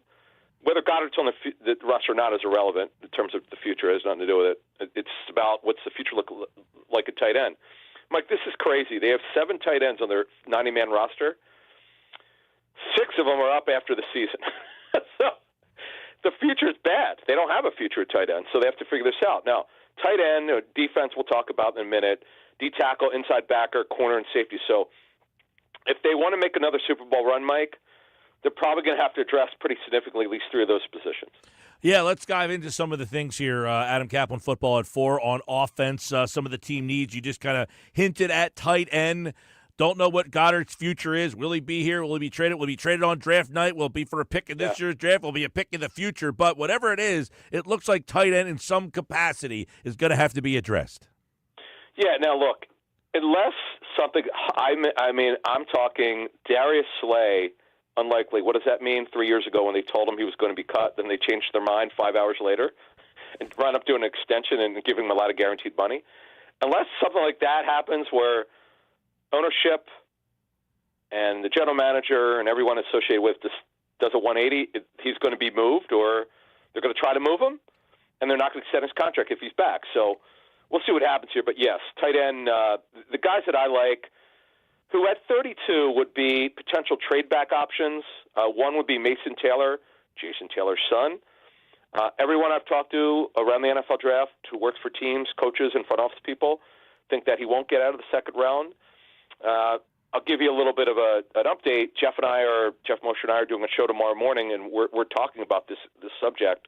Now, this is going to be more of a longer talk than you and I are having today, but Mason Taylor is a guy that I think would work well. He could be a 3-down tight end. And a guy I really like, who, by the way, has really good, outstanding athletic testing. The Eagles are one of those teams, Mike, that loves players with the RAS testing. That's the relative athletic score, which it takes into account measurables, height, weight, speed, everything. It takes into like 10 or 12 attributes. Ferguson tested extremely well. He's probably going to go off the board in the 3rd round. So keep an eye on Mason Taylor and Terrence Ferguson for the Eagles at tight end. All right, I like that. Obviously, we talked about with Moshe earlier in the week. There's some tight ends early in the first round. I can't imagine the Eagles trade draft capital to move up to go get a tight end in that first round. You'd have to get pretty far to go get Tyler Warren from Penn State. But you mentioned that ain't going to happen. Yeah, exactly. I totally agree with that. And again, the tight end in this offense is like the 4th option, so it's hard to give up. Right? It's hard to give up draft capital to move up for a guy who's not a big part of your offense. That's a great point, Mike. That's a great point because we didn't know this last year. Because based on our intel, and it's true because we talked to people close to Kellen Moore, he preferred Kellen Moore before this was a 11 personnel, sometimes 10 personnel, with 10 personnel before receivers, 1 back, no tight end, and because of what happened in 23, the Eagles did not want to be they don't want to be the passing team. They didn't want to put a lot of pressure on Hurts, and they brought in Barkley. So situations dictated a change. And, You're right, Mike. In fact, the third receiver in the Eagles' offense became irrelevant. To be honest with you, the tight end Goddard, when he played, was good, but he's also important as a blocker, and they just don't have that blocking tight end. So we'll see what happens. But and by the way, right tackle, they don't need to do anything this year. But if they address Lane Johnson's future by drafting his replacement for obviously 3 years down the road, that guy would absolutely have to play guard. They cannot draft a guy who's only going to play right tackle. That will not happen. Yeah, that's something Motion I talked about yesterday. I asked him, at what point do you draft that what you hope is the replacement for Lane Johnson? Is it 2 years out, 3 years out, just best players here, we like him, let's get him so he's here? How do you kind of play that? Yeah, I would say, Mike, it's because of the Eagles' history at offensive line, you can't rule it out. But their hope is that one of the two competitors for right guard will actually win the job, kind of like Mekhi Becton did, and do a good job, where that guy, if they drafted a guy to be Lane's replacement, maybe he could play left tackle too. Maybe he could be a guy that could be a backup left tackle, right tackle, and also be cross-trained at guard. So that's that on offense, Mike. Honestly, they could do absolutely nothing and still be really an outstanding team at offense. But remember now, we don't know about Kevin Patullo as a play caller because he's not called plays before. That's true as well. What's this offense going to look like? What are they going to value? What are they going to, Right. Great point. All right, let's go to the defensive side of the ball where there's a lot more team needs draft day here. And obviously the loss of Milton Williams is at the top. Yeah, and they don't, right now, Mike, they don't really have anyone other than Moro Ojomo, who, by the way, tested well athletically. It's been a really good story development, well ahead of schedule. Right now he'd be starting. But now, again, we have to mention that Vic Fangio, depending on what talent he's given, may change the front a little bit. He may play less five-man front, so that could change. So it depends on how many tackles they have. So, yeah, Walter Nolan, we're told they had him in for a visit at some point this offseason. He's a guy that there are off-the-field concerns. I get it. Not a secret around league circles. We've talked to multiple teams that have mentioned it, but he's a really good football player. He's one of the top D tackles for this draft. And then there's Derek Harmon, who athletic testing really good. I'm told he's been given by teams late first, early second-round grade. This is a guy to keep an eye on at 32. This guy makes a ton of sense out of Oregon for the Eagles there. Yeah, Walter Nolan's going to be – I think, Adam, real quick, to me, he's a very interesting guy because he fits the Eagles. He obviously makes a lot of sense. You've seen him in mock drafts going anywhere from like 15 to the second round. Where do the Eagles have value on him if he falls to a certain number? Is he the guy they would target? I think he's one of those players on draft night that a lot of fans and the Eagles themselves will kind of be saying, where is he? Does he keep falling? Does he keep falling? Does he keep falling? Can they sit at 32 and wait for him, or do they feel like, hey, he's at 24, now we got to go make our move? I never put percentages on anything. It's a waste of time, but we can only go by history. And you also have to go the relative value of this first round. There are very few blue-chip players. This is one of the worst blue-chip player drafts I've seen in many years. Walter Nolan's a blue-chip player, by the way. So if he drops to a certain point and the cost is not prohibitive, you trade up for him. That's what you do. You get a starter for a number of years next to Jalen Carter, and you go. And I'm telling you, this guy – he's got a perfect build. I don't care that he's not really a nose tackle. It means nothing to me. You're taking a phenomenal football player. You just got to be comfortable with him off the field. All right, let's go to linebacker. Nakobe Dean's injury. What does that mean for Thursday, Friday, Saturday? Because I would imagine Thursday is not in play, but maybe Friday, Saturday. I would say not Friday. I don't see him going. I don't see them taking a third-round inside backer. They like Jeremiah Trotter Jr. I know they are going to add two players by the time training camp starts. Mike, they have no depth right now. They don't have a third or fourth inside backer, so they got to add two by training camp. Now, they don't have to draft one. They could, and I don't recommend this because that's a great job of scouting by Howie when they signed T.J. Edwards. No one expected anything. He went up being a starter as an undrafted free agent, over a number of years. So they could wait. They could sign a couple veterans, journeymen. They could do that, like they did last year with Burks. That turned out to be pretty good for them, Mike. But overall, they're light there. We'll talk more about this next week. It's not something it's a priority. In terms of early, it's certainly not, but they have to add 2 players eventually. Okay, corner, we know Darius Slay's not here. They have very inexperienced guy in Kaylee Ringo, but they did bring in Adoree Jackson. So what kind of area targets are we looking at corner? Yeah, Mike, Trey Amos is a guy we know the Eagles like. Trey Amos is from Mississippi. I'm told, for the clubs, late 1, early 2. He's got to keep an eye on. He's got good length, good athletic testing. Tape's good. To me, he's another guy who would probably start year 1. Now, see, I want to clear something up because I think people they take what we say sometimes and they don't understand context. Someone asked me on Twitter about this a couple weeks ago, and I'll just explain it here. If they draft a corner here, yes, that means Cooper DeJean would he's not played corner here, he's played nickel. It's different position. That would certainly eliminate him from playing corner as a starter, but it's not like, Mike, they're going to say, you know what, it's not like they wouldn't play him at corner at all. He could be, in certain situations, he could play outside. But I don't think they're worried what Cooper DeJean thinks if they draft a corner. Like, Cooper will probably he'll make more money if you play corner. I mean, corners get paid almost twice. The top corners in the NFL get paid almost double what the best nickels get paid. But I don't think they're going to care about that. They're just going to draft the best player at a position of need for the future and just roll it. And you can't worry about what the players think. You got to do the best thing for your football team. Safety, they traded C.J. Gardner-Johnson. If you do that, you must have some thoughts on what you're going to do long-term here. So give us some breakdowns and thoughts there, because I think safety turns into an interesting night now on Thursday and Friday.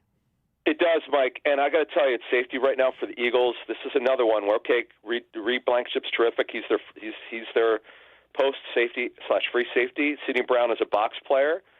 They want to take a look at Lewis Cine in their off-season program, see if you can go forward with him, just being a backup. They're light at that position. They know this. They're going to add one at some point, either in the draft or by training camp and free agency. Tristan McCollum is a force safety. Andre Sam's there, who's just a backup, nothing more than that. He's got to prove they could be on the football team. It's on it now, it's on the 90-man roster. This is a tough one, Mike, because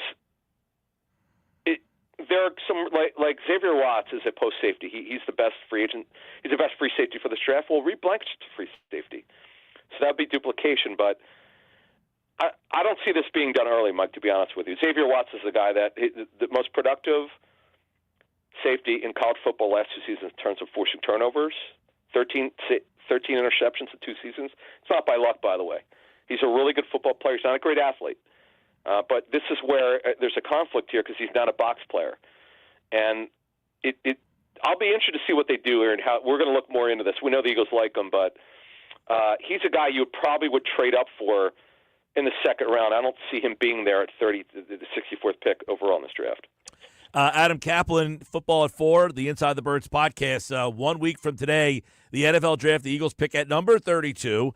And obviously, so much speculation on Howie because he's moved so much. The other day, I love this as we get you out on this. He gets asked the question about what his weaknesses are. And I love the fact that he can just openly come out and answer that question, right? How many GMs can come out and say, well, I'm not very patient, and that's my weakness? Most people would get killed for that, right? Like, see, he just said what his weakness is. And Howie right now is living on cloud 9. What a world. He could just come out and say, I stink at patience, and everyone just accepts it. Well, but I would say this, so he did a great job last year of not trading up for Quinyon Mitchell, where he traded up for Cooper DeJean, and he was right to, but there were 3 things with Mitchell before we got out of here, Mike. There was his issue with playing at a smaller school, Toledo, lack of ball production, and he also tied into that. In man coverage, he really didn't play man press coverage, and he didn't catch the ball well. He just was uncomfortable with it off tape, and that's what the Eagles guessed, right, based on their intel, that he'd be there, and I give Howie credit for not trading up. He's right, and you're right, Mike, to bring it up. That was an issue for him over the years, inconsistent with his patience. But why is he arguably the NFL's best general manager? Because he's learned from his mistakes. Every general manager, by the way, the best ones, you can go back 50 years, have all made mistakes. They're human beings. They're going to make mistakes, but Howie's got it going on right now, and there's a reason why they've been in the Super Bowl twice out of out of the last 3 years, and they've won one, and Howie's now a two-time Super Bowl champion as a general manager. It's pretty important. All right, Adam Kaplan, Football at 4 here from the Inside the Birds podcast, 1 week from the draft, and make sure you check out the Inside the Birds podcast for all of their draft coverage, and, of course, right here on Football at 4. Thanks, Adam. Thank you. All right, Adam is back next week here on the Sports Bash. By the way, on draft day, we will be live at the Ocean Casino Resort Gallery Bar Book and Games, and on that day, on Thursday, draft day, we will be at Ocean Casino Resort, and in the 5 o'clock hour, Sal Palantonio will join me. We'll talk draft with him. And then on Friday, we will be live out on location Friday afternoon, 2 to 6. The Sports Bash will be with the Super Bowl trophy. It's coming with me. We will be broadcasting live for people who want to stop out and get their picture taken with the Lombardi Trophy, which is engraved. It looks really cool. I got a picture of it for those of you watching on the YouTube channel. I'll try to throw it back up on the screen. We will be live at Boardwalk Honda on Friday. We'll be doing the show live in the showroom. The trophy, the Lombardi, will be set up in the showroom.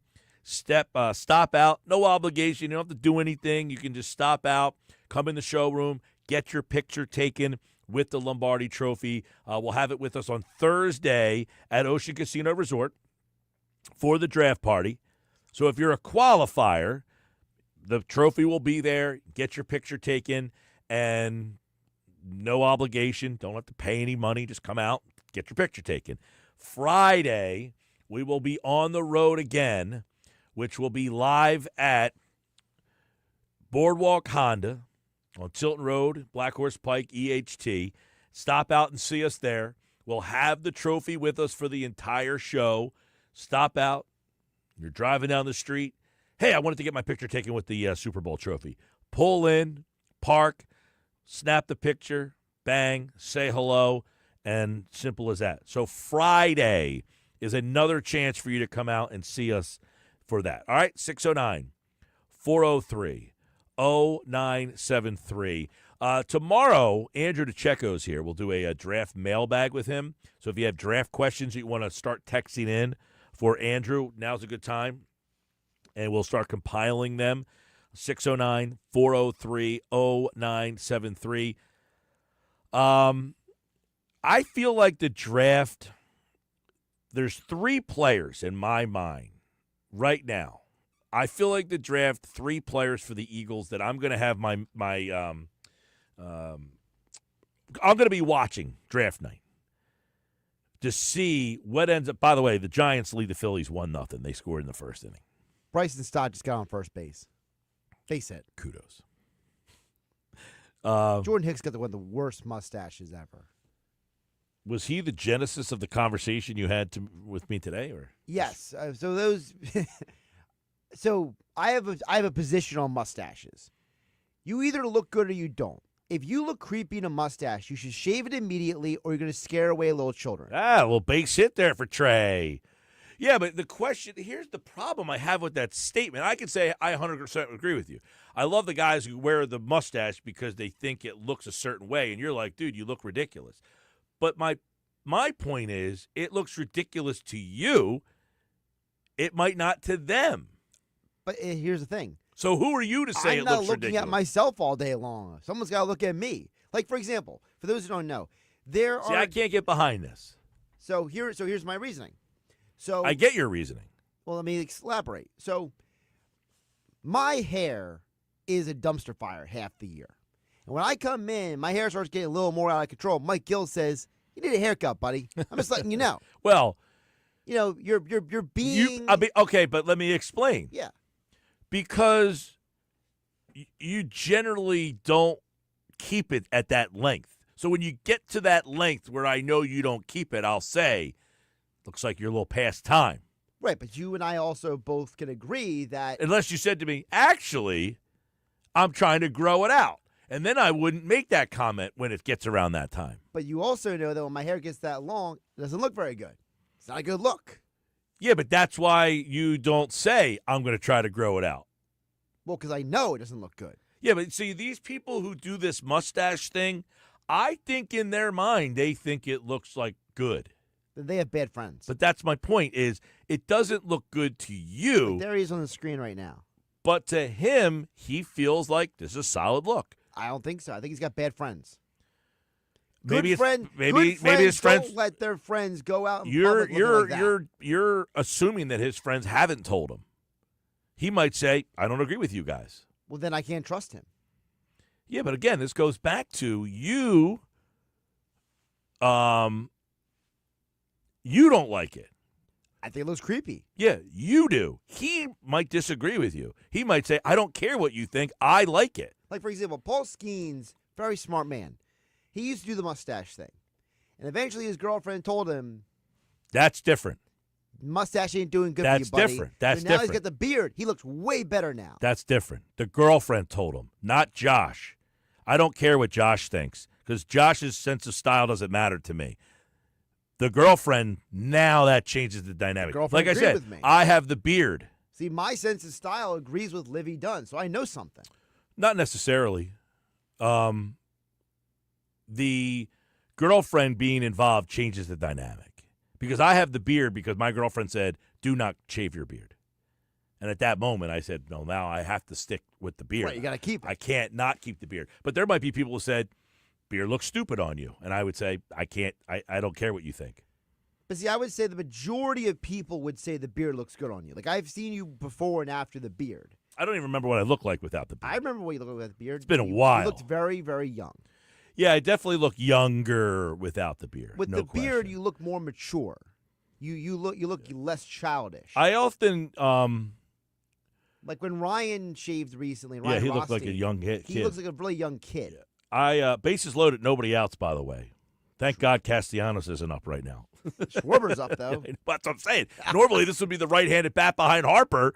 It would be Castellanos, and you would start to see, urine going down his leg. Yeah. At least you got a guy up that's not afraid. Yeah, you got a man. Now, let's see if Schwarber does the job here.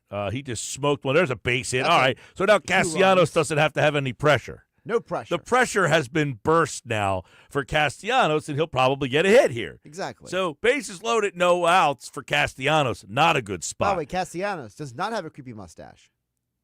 No. Listen, I'm not a mustache guy. I just think you either have it or you don't. I agree, but I think, it's a trendy thing. People think it looks cool. It's like that thing. Like, my cousin, for instance, had a mustache one time, and it's like, you look ridiculous with that mustache. I think he knows he looks But ridiculous. see, you're a good friend because you told him. Yeah, but he didn't agree with me. That's his fault. But that goes back to my point. You're saying he looks ridiculous, and he doesn't agree with you. So, therefore, you're saying he should shave it because he looks ridiculous. He's saying, I don't think I look ridiculous, and I'm not taking your advice. Well, I haven't spoken directly to him, so I can't verify. Yeah, but I don't think he'd listen to you.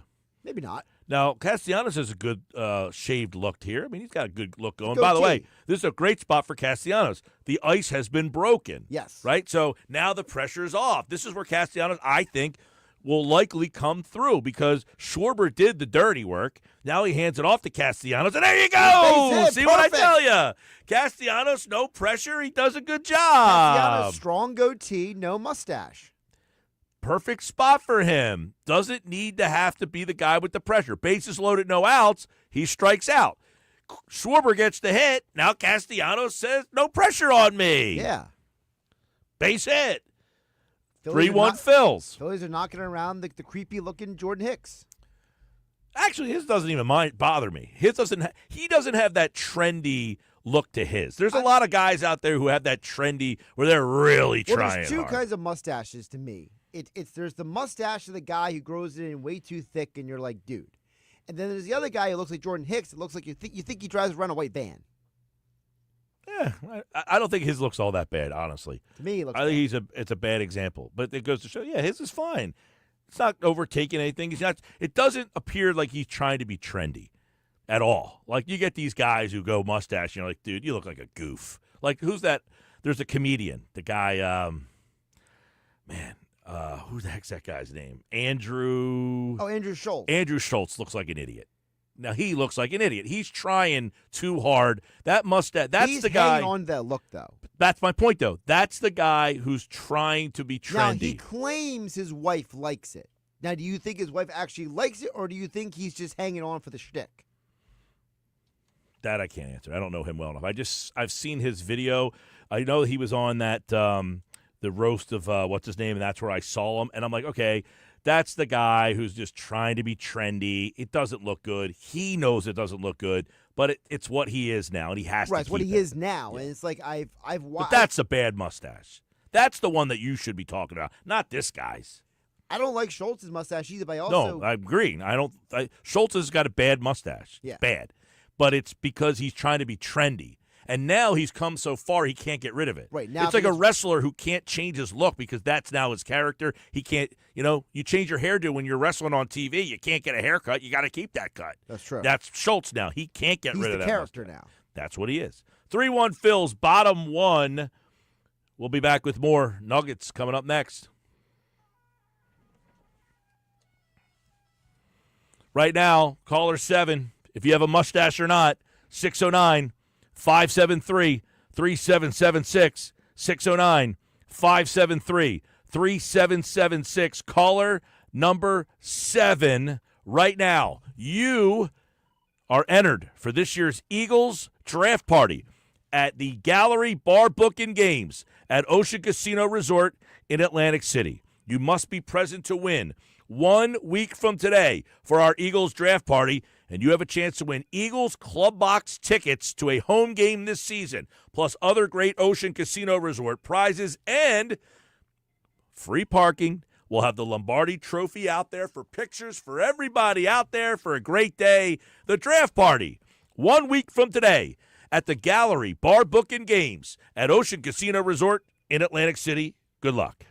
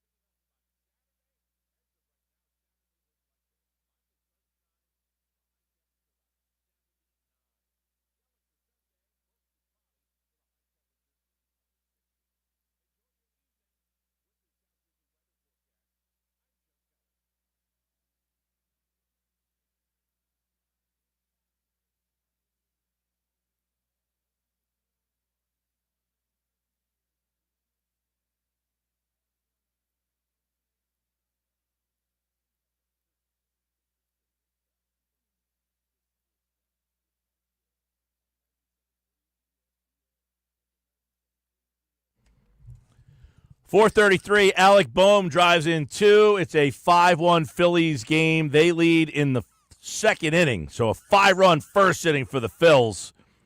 Hanya in Brigantine, congratulations. You are the most recent qualifier who also says, big baseball fan, doesn't know Chas McCormick. Sports Bass Live, 97.3 ESPN. It's time for Nick's Nuggets. They're brought to you by The Hub, gear that works as hard as you do. You were at Citizens Bank Park last night. You got to see a garbage game. You're getting a much better game right now, Nick Earnshaw. Yeah, that was a rough one last night. Well, it's one of those ones where it's like, all right, let's get it moving a little bit here. Could you imagine? And some of the other writers in the press box, we were saying this, and we were talking. Could you imagine if this was in the non-pitch clock era? I mean, that game would have been over like midnight. It was moving slow. It was bad. It was windy. It was cold, and they lost. They got their butts kicked. Yeah, that was a brutal one last night. But hey, listen, it's a new day. Baseball, there's a lot of baseball to be played. We're in April. It's still very early on in the season. I get it, okay? But they come back today, and your boy Castellanos. I mean, he comes up with a big hit. I heard you and Josh talking about. Whoa. You didn't let me finish. You didn't let me finish. Schwarber got it started. The pressure was taken off your guy. There you go. You correctly identified what really happened there. The pressure was off, as I literally correctly, by the way, in real time said, Schwarber needs to get a hit here because there's bases loaded, no outs. You can't have him get out and then let Castellanos. I said, Schwarber gets a hit. Now Castellanos has no pressure. I said, and he too will get a hit. It was beautiful timing. And our buddy Jeff Kerr, who joins the program every once in a while, he tweeted out, and this is a fascinating little stat here. Nick Castellanos leads the Phillies in RBIs with runners in scoring position this season. Wow. How about that? That's a big number there. That's like Alec Boehm. Last couple of years, he's been not only the Phillies, he's been top 10 in all of baseball with runners in scoring position. Yeah, so it's big for Castellanos. Schwarber's right behind him with 9. Castellanos leads the team with 10. So he added another one. He's in the lead now. So that's big for Casty. Just take the pressure off the guy. He's all right. He's all good. No clutch gene. They need him. But listen, they need him in the 4 hole. He's not that guy. So now they need him to be this guy in the number 5 hole. Can he be this guy in the number 5 hole? Yep. Yeah. So that's big for Castellanos. Take the pressure off. That was fascinating radio when that happened. Hearing you and Josh talk about it and you enunciate it right before it happened. It was fantastic. All right. But we got to get into these nuggets. I want to talk about nugget number 1. I want to talk about a specific player who is not in the lineup today due to injury, and that is Brandon Marsh. Brandon Marsh didn't start last night. Comes in, pinch hits late in the game. He just did not have a great night last night. He ends up getting hurt on that ball that bounced. It bounced weirdly. He ends up slipping. I felt bad.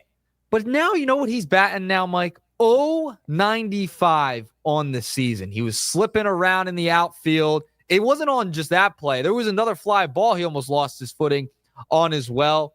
I don't know what you do with Brandon Marsh right now. I mean, he is totally lost. Now he's hurt.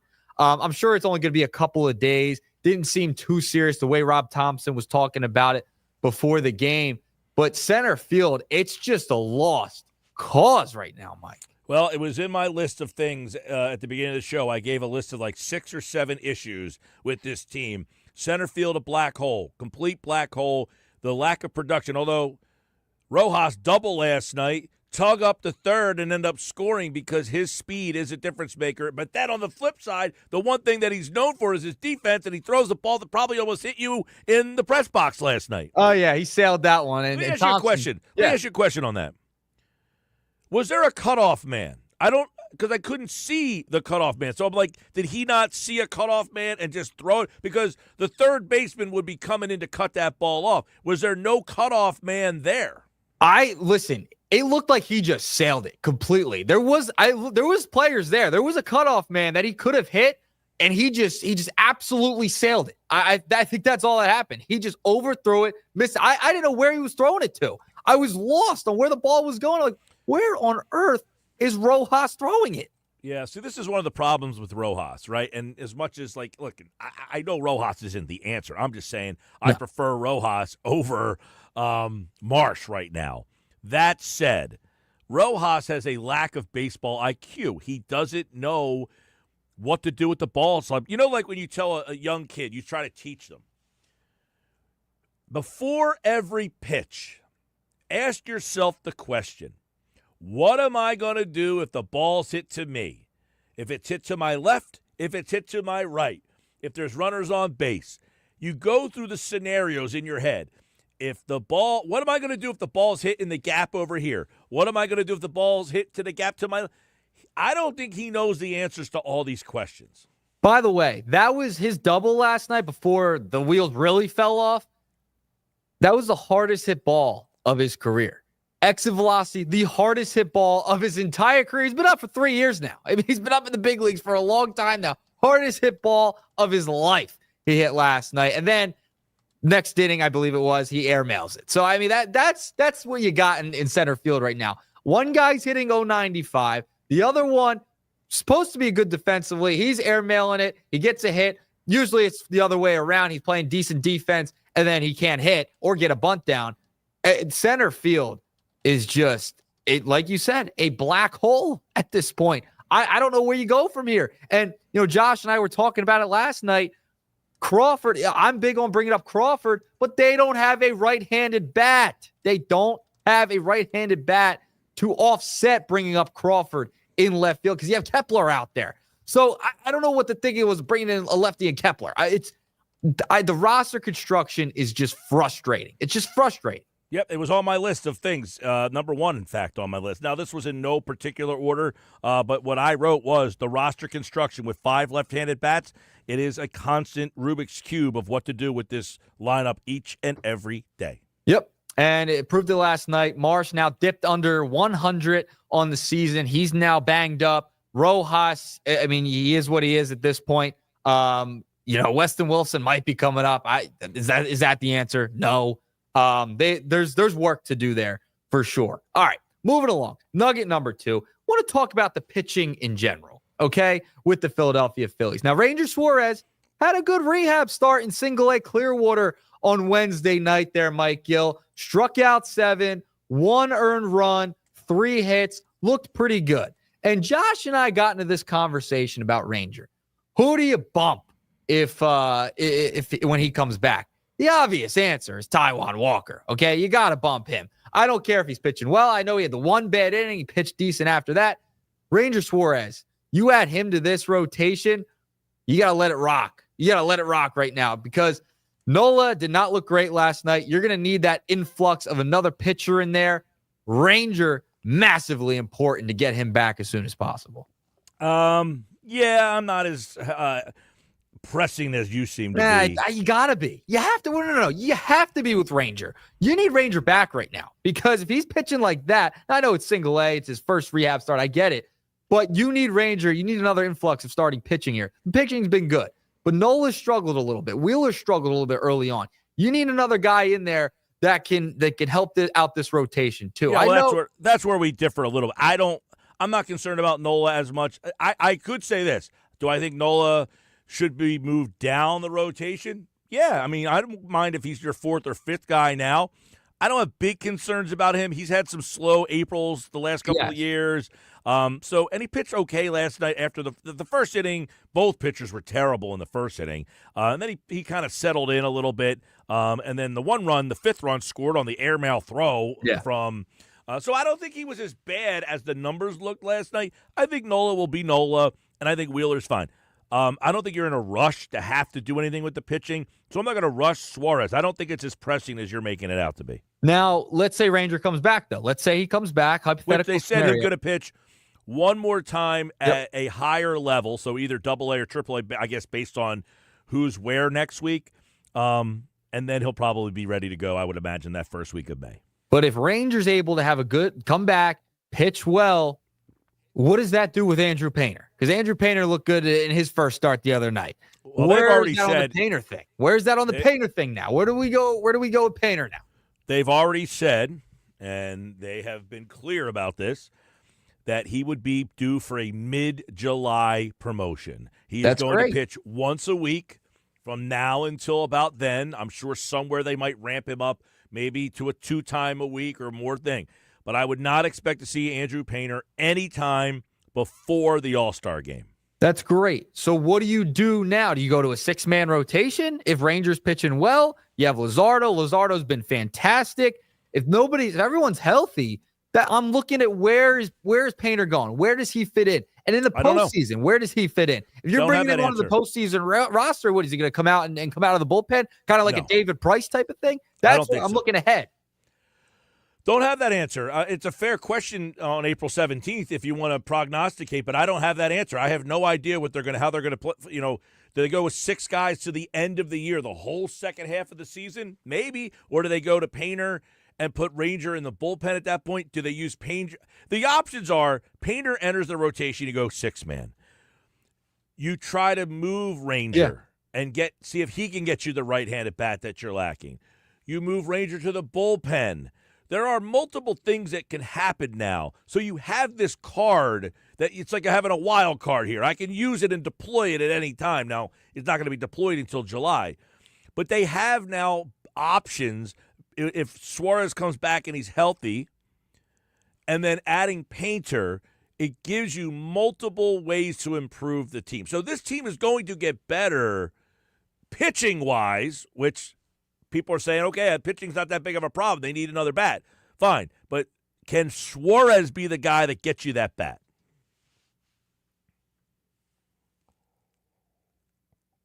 Yeah. No, listen, here's the thing. When it comes to Ranger Suarez, he is your trade chip at this point. He is your trade chip. He is the guy you are going to have to utilize in a trade that you can get value from. Because remember, he signed Scott Boras. Scott Boras is his agent now. He is in the last year of his deal. He is the guy you can move on from heading down the line. So Rangers is the guy they can move on from, and that would open up everything for Painter. I just don't know if they'll be able to trade Ranger at this point. I mean, he would be the guy I would want to trade to get a right-handed bat. That would make the most sense. I agree. Look, this is something that has no answer to this question right now. Suarez isn't even up here yet. I mean, he hasn't even been deemed ready to play pitch yet. Remember last year, he pitched like an all-star for the first half of the season. Then in July, he went on the injured list. He came back. He had to go on the injured list again, and he was never quite himself the rest of the way here. So let's just let him get the training wheels off. He's pitching at single A, which I think I had an at-bat in that game the other night. Yeah, so we'll see when Ranger comes up. But yes, Ranger is back rehabbing. You're going to get him very, very soon, it seems like. All right, moving along. This was a nugget I had to bag yesterday. It was an extra nugget I had in the bag, but I had to put it in the fridge, and I'm bringing it back out today. We're cooking it up again.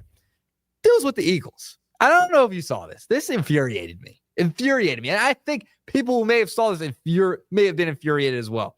Yahoo Sports put out a mock trade of the Philadelphia Eagles. Kobe Lebowitz, I think that's how you say his name. If I butchered it, I apologize.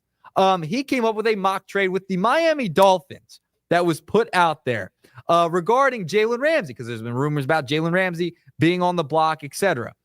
This trade would include Ramsey, the 13th pick in the draft, Dolphins second-round pick from next year for Devontae Smith, and the 32nd pick. Mike, is this rage bait, or is this something? Maybe that's actually not a bad idea.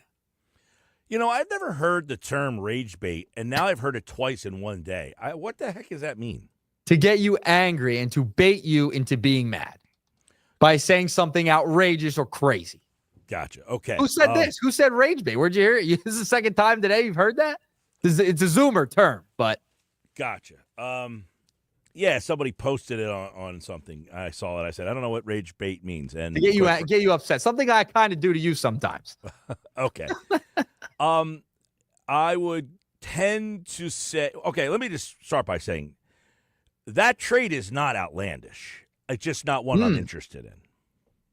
I tend to lean towards rage bait a little bit. Like to say that I got Jalen Ramsey. If I got Jalen Ramsey in a trade, I'm not angry. Why am I mad at that? Who's It's going just not. It's not a trade I'm interested in. I don't want to make that trade. But if you said, "Hey, I ended up with Jalen Ramsey," I mean that's not bad. It's just not a trade it's not an unfair trade. It's just not one that I want to make. I'll keep Devontae Smith. It's not unfair. Like if you put that in on Madden, they're going to say accept it. Yes, that would happen. Absolutely. But you'd be giving up this year's pick. You'd be getting the 13th pick as well. So you'd be moving way up in the draft. Yeah. So are you taking a wide receiver with that 13th pick to replace Devontae Smith? And one of the reasons I don't like that trade is because I don't like the receivers in this draft. I don't know. And I don't think there's a player at 13. Are you going to take Tyler Warren if he's there and say, hey, I'm going to go get a tight end who's like an elite player, like a Brock Bowers type of player? That's what I'm talking about. It's not an unfair trade. I just don't want to make that trade. I just don't think it makes sense. I think it's unnecessary. So that's why I would lean towards rage bait. It infuriated me seeing it first. I'm like, I don't know if I loved it. Right now, it just doesn't make any sense right now. Okay, this is what I understand with this rage bait. Just because you don't agree with the thing doesn't mean it's outlandish. Okay, but what rage bait means, that's why I'm asking you. Is it more towards rage bait or does it make sense? Which way on the Richter scale here would you go? It makes sense. The trade makes sense. It's a fair trade. It's just not one I want to make. So does it make you more angry or are you for it? You got not angry. One or A or B. A or B, you got to pick here. I'm not angry. That was the question. It doesn't make me angry. Then you're just dodging. You're dodging. No, you just said, does it make you angry? My answer was, it does not make me angry. Okay. People think because people disagree with me that I get angry. I don't give a bleep if you disagree with me. In fact, I yearn. The whole basis of the show is that I say something and you probably don't agree with me. I don't think I'm right. I also don't think you're wrong. None of these things can be proven. They're all opinion. I don't get mad. I might have a voice that sounds like I'm getting, a louder voice. It just happens to be my voice. But you know me. I'm about as laid back as – have you ever met someone more laid back than me? Absolutely not. So, but on this scale of rage bait to 0, rage bait 0. All right, it's fine. I'm not raged at all at that trade. I'm more because you know why? 55, that guy has 60%. a job to do, and he did a good job. He put out a fair trade that made you think. I would say if the Eagles needed they do need a corner, by the way. Jalen Ramsey's pretty bleeping good. But I don't want to part with Devontae Smith. I don't either. Contract. So I'm not raged by it. I just said politely say, I'm not interested in that deal, but good offer. It's better than some of the offers I get on the text board all day. I'm a little upset. You ever hear of Chaz McCormick? Yes, I've heard of Chaz McCormick. He took over half our show today. Oh, boy. There's not one person listening other than you that has said, I know who Chaz McCormick is. You're the first, so congratulations. The first one? Wow. Yeah. Wow. I mean, does anyone not remember the catch? I mean, my goodness. All right. There's the Nuggets. Brought to you by The Hub, gear that works as hard as you do.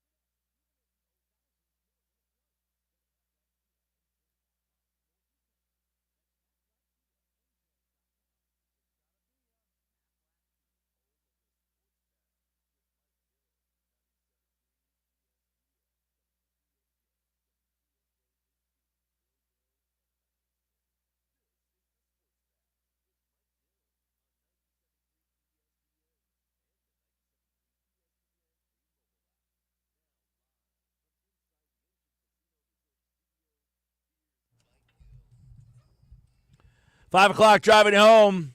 Sports Bass Live, 97.3 ESPN. Fills up 5-1. Top 4 now. Christopher Sanchez dealing along. We'll keep you updated throughout the hour here. 5-1, top 4. There's always one of those interesting days. You know, the day after a Phillies game where they lose and look terrible, and then they have a day game, and then they're winning. So what is the correlation between what happened last night and tonight? Like, for instance, Ryan Rothstein is back for another edition of Rye or Cy, and, of course, you can check him out weekdays right here on the Sports Bass Live, 97.3 ESPN. You know, you get this guy who's insistent that Rob Thompson should have, blew a gasket on Monday night. And I'm like, well, they won the game the next night. Where's the correlation? I don't get the correlation. They won, so yeah. I don't get it. So then last night, they're lifeless. They look terrible in the game. They looked lifeless last night. And you're thinking, this team has the look of a team that is kind of looking at themselves in the mirror and saying, are we not good enough? You know, and then come out today and score 5 runs in the first inning and are playing really well. So, again, I go back to sports is a everyday thing. There is no this day is connected to that day and connected to that day. Today is not what you would expect after watching last night's game. No, and we talked a little bit about this yesterday too, MG. It's also sports is not an everyday thing. It's also not an everyday thing in baseball, above any other sport. Baseball, you play literally every day, right? So you're not. It's not realistic, or I don't think it's not possible to carry things over day to day because you're playing a new game every single day, right? Yeah, I listen. I've been saying for years, whatever happens one day has no correlation to the next day. You can react in the moment, but the big picture is what I try to look at. The big picture for this Phillies team is, last night's disappointing. They look terrible, but does it change my outlook that this team is going to win 90, 95 games? No. No, no, not at all. But there's no correlation, but there also can be. See, and it may be so, but I remember a time. This is back when me, you, and Moshe were doing the show every day, and the Eagles had that loss to the Dolphins. Yeah, you remember this situation? I do very well. Right, and the Eagles lost to the Dolphins, who were awful that year. They were tanking for Tua, and you and Moshe are just going that they lose to that team. You're an embarrassment. The season's over, and I say, no, the game's on Sunday. That game's behind you. Whatever happens next. And they ended up winning 5 in a row, and they won the division that year. Right. So yeah, and that loss could have been a defining moment, and it wasn't any moment, really. Yeah, and I don't know. I guess this comes from over the years, you win 5 games in a row, and you're feeling pretty good about yourself. And then the 6th day comes, and you don't play all that well. And you're like, what happened?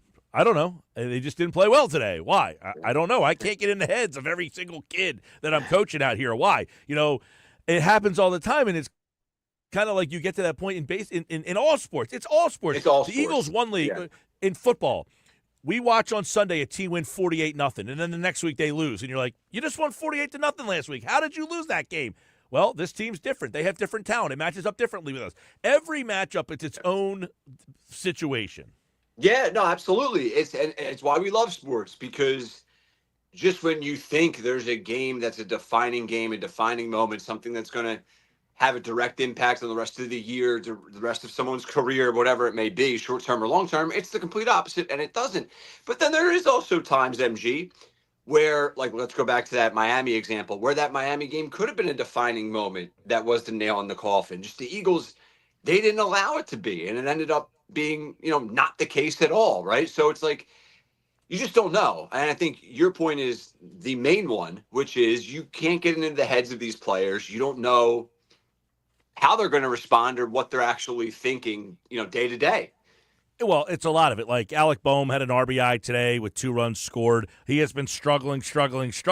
So when he comes up to bat with 2 on, the way he's been going, you have no expectations that he's going to succeed. And then he does. Yeah. And you're like, well, I didn't expect that. Well, that's part of the reasons why you scored 5 runs in the inning. You got a contribution from someone who has given you minimal contribution. Much like when they had bases loaded, nobody out, Schwarber comes up, he rips the ball, they get 2 runs. And then Castellanos follows it up, and he gets a hit. Well, Castellanos has he's really struggled in big moments. Well, Schwarber getting that hit before him took the pressure off Castellanos, and then he succeeded. So, every day is a different day, and that's where you look at the Phillies.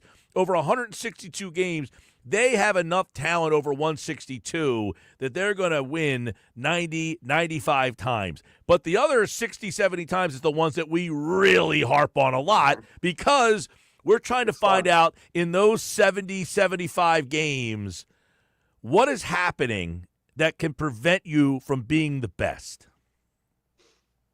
Yes, absolutely. It's fun to try and speculate how they're going to have that impact for better or worse. Typically, we speculate for worse. But have the Phillies found their leadoff guy in Stott? I'm starting. We all knew what the potential of Stott leading off can be, but I believe he's 5 for 18 in the leadoff. He's done a good job. He's done a good job, man. And today it was like the blueprint of the positives of Stott leading off. Hits it the other way, gets on. Turner gets on right after it. You walk Harper. You have the protection behind Harper. Here comes Schwarber. Boom. Nice little base hit, and there it is. Like that's what we envisioned, right? Yeah, and listen, Stott to me in this leadoff spot has been very interesting because the big question for me is, it appears that they're doing the same thing that they thought they were going to do with Schwarber. They're just doing it with Stott. He'll hit leadoff against righties, but then is he not in the lineup against lefties? Like, it's funny. One day you're leading off, and the next day you're not even in the lineup. But I agree. He's done a nice job in this leadoff job. And the one thing that, if Bryson Stott's the guy that he was in 2023, where he battled, he hit 280, he took pitches, he worked counts, these are things that sometimes the analytics don't look at. You're this, that, the other. He battles. He works pitchers. He gets deep into counts. He shows the guys behind him, hey, this is what the pitcher has. He's got some speed, so he gives you something at the top of the lineup. So what he's doing right now is adequate for that spot. I don't know that I believe in him long term there, but hey, so far I've been wrong about putting him there. I didn't think that he would be a guy that would be successful in this role. Yeah, I think let's see. I'm liking it so far. Right? It's easy to say because it's been going well so far. Not a big sample size, but I think this is where you say, all right, he's shown enough. Let's get him to grow into this role. Well, I will say, like the other night is where, it bothers me having him up there a little bit where, you had some guys at the bottom of the order on, and then the order turns over to the top, and then he's the guy up, and he pops up, he strikes out. I mean, that's going to happen. You're not going to get a hit every single time. And you're right. He's what is he, 8 for 15 in the leadoff spot, I think you said? I mean, 5 for 18. But yeah, and it's like, listen, we can't have it both ways, Mike Gill. Or like the point that you just brought up, the scenario that you just brought up, that's when it's great to have Schwarbs in the leadoff spot. But guess what? You can't bitch and moan about Schwarber solo home runs, right? Like you can't have it all. If you want a Stott type of leadoff guy, we're going to suffer a little bit with the scenarios that you mentioned. If you want Schwarber, then you'll suffer the other way.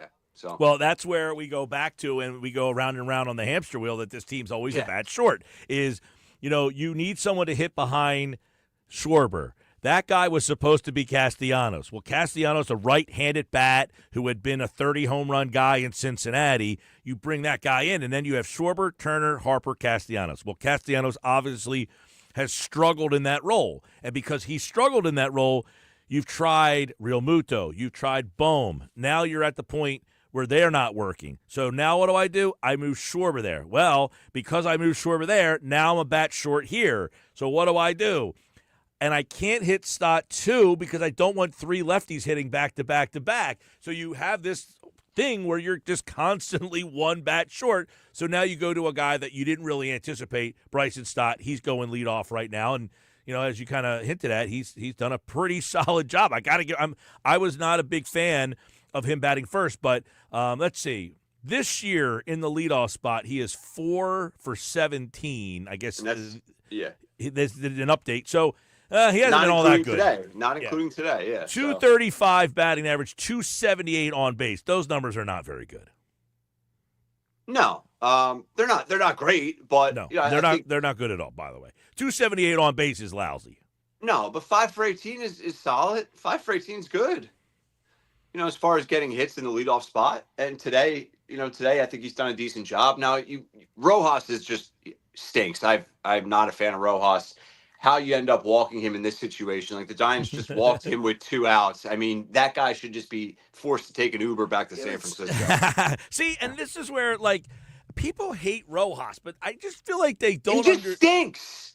He stinks at the plate, dude. Put me up at the plate. I'll draw a walk every once in a while too, yeah, dude. but, I won't okay, swing. He all right, stinks. but the difference between you and him drawing a walk is Yeah, now that he draws a walk, there he goes, and he is safe by a mile. I mean, so you can't do that.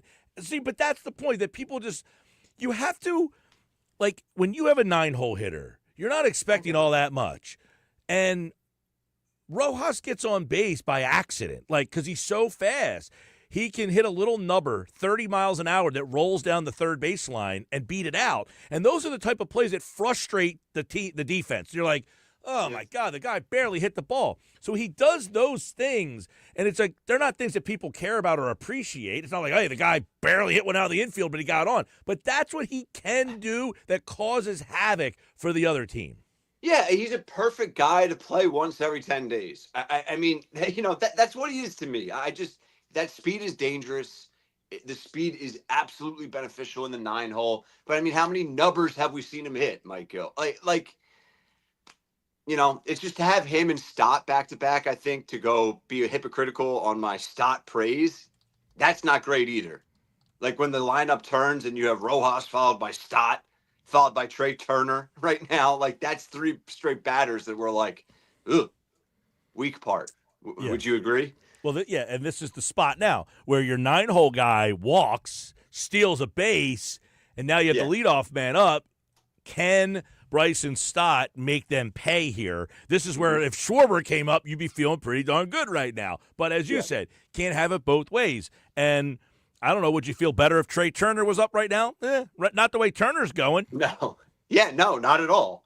See, this is where Stott's good. Yes. This is where I mean, listen, if he draws a walk here, he's done his job too, because that pitch there is way outside, and he's good at working counts. Now, people don't appreciate that all that much either, but he will fight, he'll foul, he'll work a count. Again, and he struck out, so. Right. Yeah, I was waiting for the 2-run homer because I was passionate. I was waiting for him to go yard there. Yeah. But, See, this goes back to where I'm not a big fan of having him in the leadoff spot. But they're a bat short in that spot. I mean, what do you do? You're not a fan of Stott. You're also, I mean, do you put Schwarber back there then? Like, what, based off what we've seen, I think what I would do is I'd go back to Turner and just keep him in the leadoff spot. I would go back to Bohm in the 2-hole. I think Bohm in the 2-hole is where, I know he's struggling. He did have a ball hit today. He's been, him in the 8-hole is ridiculous. I mean, listen, it's too low, man. His advanced metrics have been very good in terms of his, the ball coming off his bat. His, expected batting average on balls that he's hit on some of these balls that are like 600, 550. He's just hitting it right at people. So I think Bohm can come out of it. Hitting the 2-hole, he's a guy that can hit the ball the other way, gap to gap. He doesn't strike out a whole heck of a lot. So I'd go with him 2, Harper 3, Schwarber 4, Castellanos 5, and then after that is where you start to get up in the air and moving things all around.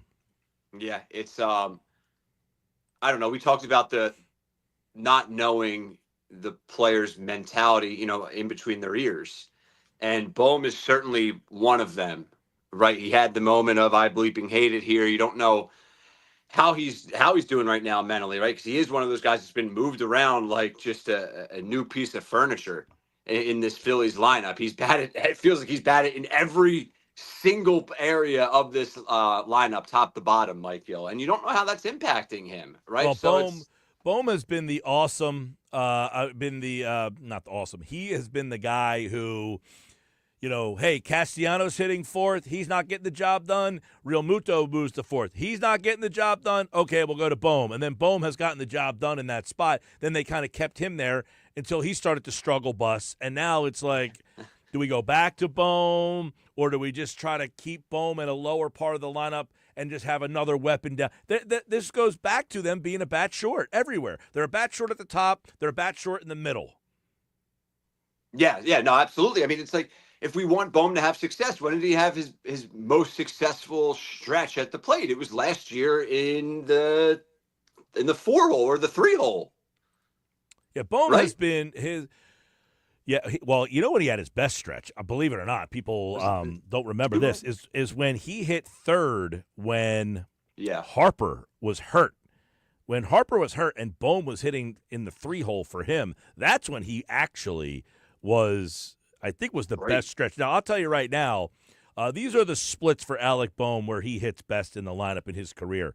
In the 3-hole, 291, 9 homers, 41 RBI, 436 slug. His OPS is mediocre. In the 4-hole, 276, 15 homers, 91 RBI, and that's over 137 games. That's where he's hit the most. Those are his two best spots in the order, is 3 and 4 in his career. Now, if you look at other spots in the order, in the 8-hole, he's been really good. In the 7-hole, he's been solid. So I think having him at the bottom half of the order is ideal for this team. If you have Bohm hitting 7, 8, 9, somewhere in there, you got a really big weapon deep in the lineup. He should be deeper in the lineup, but on this team, he almost has to be at the top because they don't have enough. Yeah, they don't have enough, and just because you produce in one area of the lineup, I'm a believer in this. Maybe you're not, but just because you're successful in one area of the lineup doesn't mean you're going to be successful in another. We always copy and paste production in our minds, and it doesn't work like that. I think we see this. Nick Castellanos is the clear example. When he hits 5, 6, 7, he's very good. When you put him in that 4-hole and there's more pressure on him, these teams are pitching him differently when he's hitting 4, and he really struggles there. You know, last night he's hitting in the 4-hole. It's bases loaded, and what does he do? He hits a little shallow pop up to right field. For whatever reason, Castellanos has struggled in that 4-hole. He's been very good other places in the lineup. By the way, while we were talking there, Trey Turner, just an absolute horrendous play at short. He gets an error to get a man on first. So it's just like, Trey Turner, $300 million. What are you doing for us, dude? It's so frustrating. He has been much better at shortstop this year. But still, I agree. I gave you, these are my 7 things I gave before in the 2 o'clock hour today, okay? All right, let's hear it. I didn't catch that. Go ahead. These are the 7 things that I think is wrong with this team that, it's not preventing you from winning the World Series. But on the surface right now, these are your warts as to why you might not be good enough. Number 1, poor roster construction, 5 left-handed bats in the everyday lineup. That's on my list. These are in no particular order, by the way. Okay. Number 2, center field is a total black hole. You have to figure out what you're doing there. You can't go like this for the whole season. You've got to get an upgrade there in some capacity. Number 3, another season with no right-handed bat in the middle of your lineup. Yeah. All right? Yep. Number 4, the rent a bullpen arm. No young electric homegrown bullpen arms outside of Kirkering. They constantly sign these 1-year deal guys who were hurt. It's like the Eagles try to do, where they just sign these 1-year guys and hope that they work. The Phillies, it's not working for the Phillies. It's not working. The lack of growth from the daycare, I think, is something that has really hurt this team, because Marsh, Bohm, and Stott are the 3 guys on this team that don't make a lot of money, that you're hoping can give you production at a cheap value. And right now, none of those 3 guys are working out for you. And then 6, 7, 8. These are all kind of combined. Turner is not a $300 million player. Castellanos is not a $100 million player. Realmuto is not whatever he makes. I think he's like $23 million a year. Those 3 guys you're just not getting the ROI from them that you anticipate.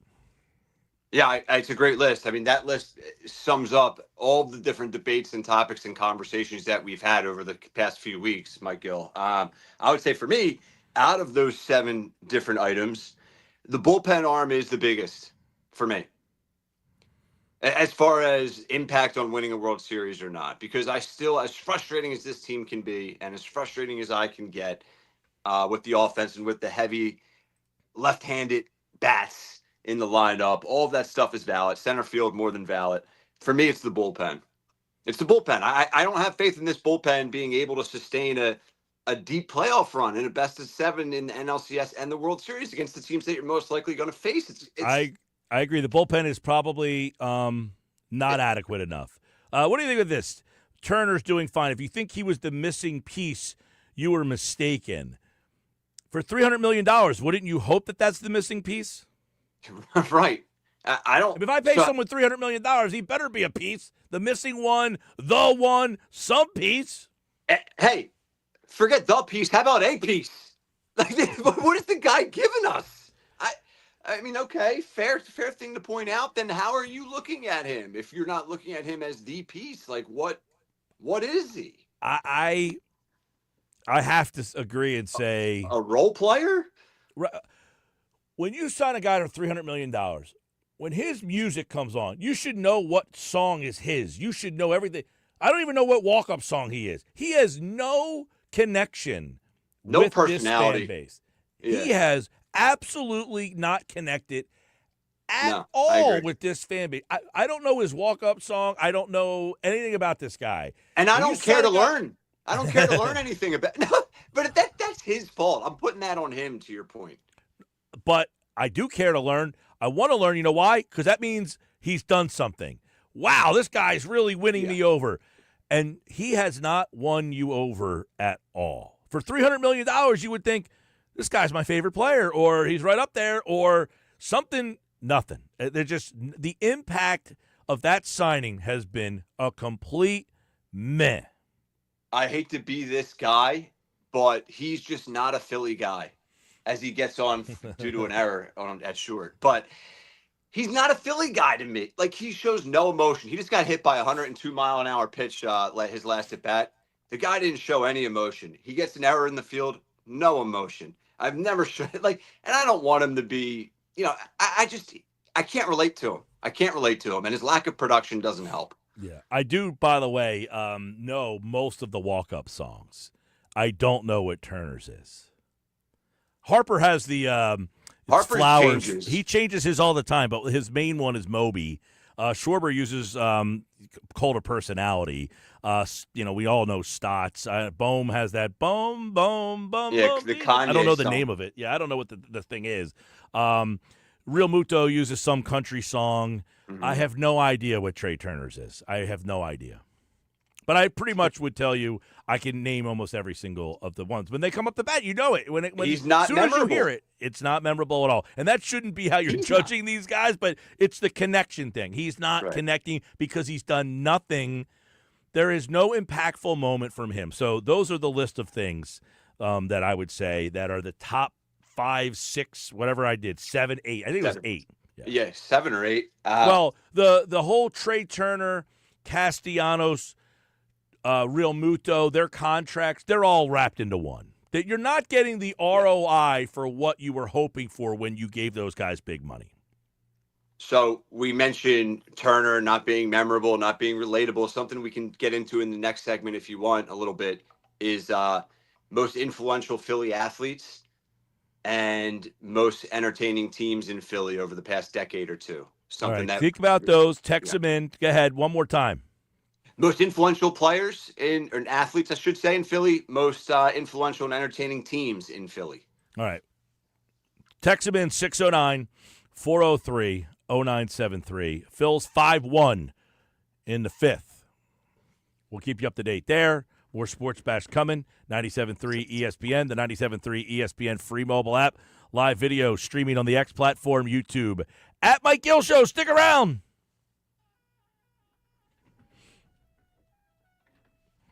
609-573-3776. That's your cue to call right now. Caller 7. You are in for this year's Eagles draft party at Ocean Casino Resort in Atlantic City. We'll be at the Gallery Bar Booking Games. Gallery Bar Booking Games a week from today, Thursday, for the Eagles NFL draft party. You must be present to win.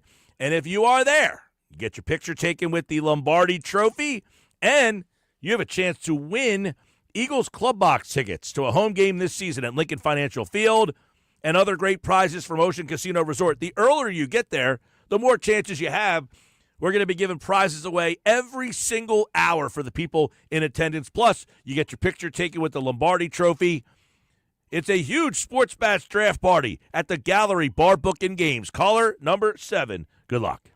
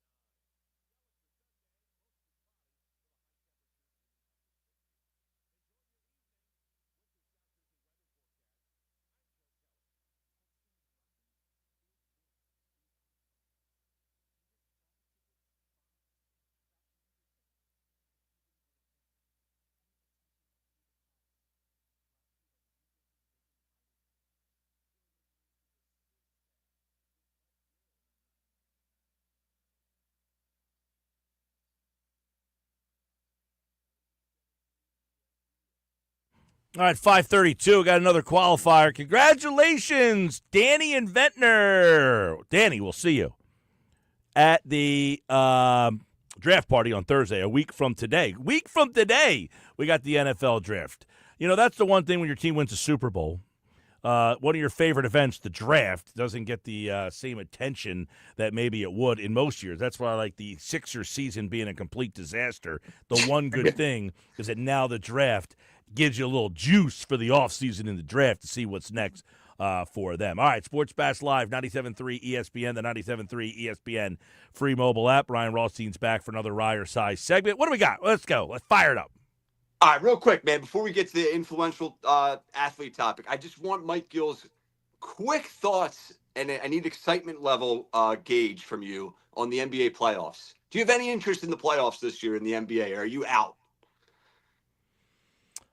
Minimal. Okay. I heard Charles Barkley on a podcast. He said he thinks only 3 teams can win the NBA title. I tend to agree with him. I think Boston, Cleveland in the East. I think Oklahoma City. I don't know how I feel about Houston. Do we think they're ready to go from a complete nothing burger to they're the number 2 seed? They feel like that number 2 seed that was like a Memphis a couple of years ago, or somewhere like that where they got there real early. Sacramento was a 2 seed a couple of years ago. Yeah, I don't know. I mean, LeBron and Luka paired up together. If they get deep, that might get you more invested. If the Warriors and Jimmy Butler do something here, Dallas winning last night. Oh my gosh, how about that? But not a lot of. I will say this. I believe Detroit will beat the Knicks in the first round. That's my upset in round 1. Yeah, that seems to be a very, very popular upset pick right now for the NBA first round. I would say I think that has 7 games written all over it for first round intrigue.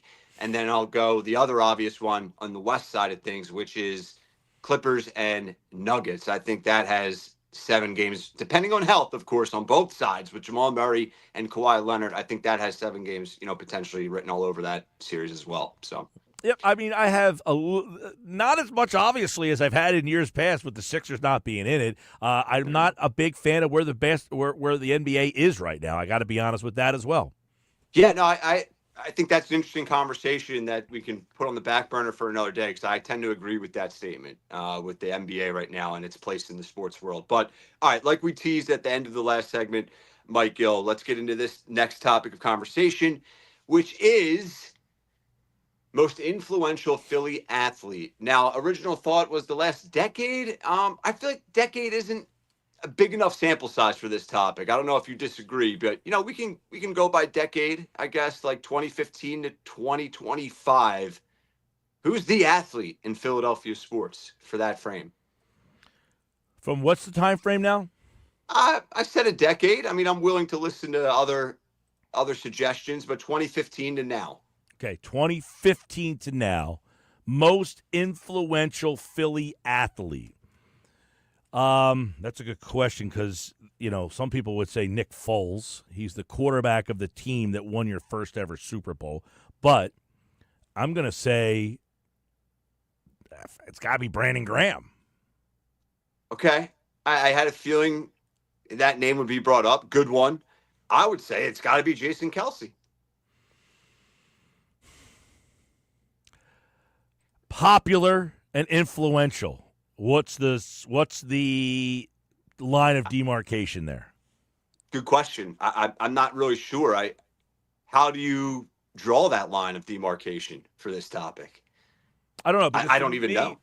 The popularity of Kelce is unmatched, but yes, Graham is a very popular player who also has the most impactful play in the history of the franchise. Yeah. I would say Kelce's impact in that time frame is bigger on the macro scale. Brandon Graham's play is 1 or 2 all time. It's 1. It's number 1. It's number 1. Yeah. I mean, listen, I just the Eagles still could have won that game if that play didn't happen. That's all I'm saying. They could have, but that's sealed the deal. Right. Yeah. They could have, but I don't want to see what would have happened afterwards. No, me too. Me too. I don't either. I'm fine with how it played out. But you get my point. Like, I don't know. Outside of that play, I know that's a huge. I mean, you can say that about disclaimer. any play. Like if David Yeah, Tyree doesn't catch that ball, maybe the Giants still win Sure. that game somehow. So I don't know. Brandon Graham's strip sack gets Tom Brady off the field. It gives them Yeah. the extra points they need to I push got that you. lead up, and it's the biggest play in the history of the franchise. And by the way, Philly's he was a up pretty there, damn good player. Philly's up there, no question. But this play to me and this individual, because of who he is, and he was a first-round pick who was maligned and then wins a Super Bowl. He's become very popular. He's on the second Super Bowl team. He's won 2 Super Bowls in your time frame. I was going to throw in Howie Roseman, but I did categorize it as athlete, so that would be me just completely ignoring myself as far as what the question was. But we could open it up to Philly person if we wanted to, and then I think that answers Howie Roseman without a shadow of a doubt. Roseman has become the probably most important sports figure in the city in the history of Philadelphia sports. I don't think that's hyperbole at all. I would agree with that. Ever. He's number one all time. He's won 2 Super Bowls. He's Yeah. won 2 Super Bowls when people thought he was a complete dodo bird. And he's won 2 Super Bowls, got him to another, has persevered, getting thrown to the broom closet, came back, and is wildly regarded in NFL circles as the best GM in the game today. And he's still in his prime. I mean, he's not like an old man. You're not like, hey, when's he hanging it up? The guy's not even 50 yet, right? Yeah, he's a young dude. I mean, he could be here for another 25 years if he wants to be. Yes. So in the sport that is far and away clearly the number one option for the fans in this market, the Philadelphia Eagles, he has won them 2 Super Bowls within your span. He would be unequivocally number one. All right, so 2 quick follow-ups. If the Phillies win a World Series this year, is Bryce Harper the answer?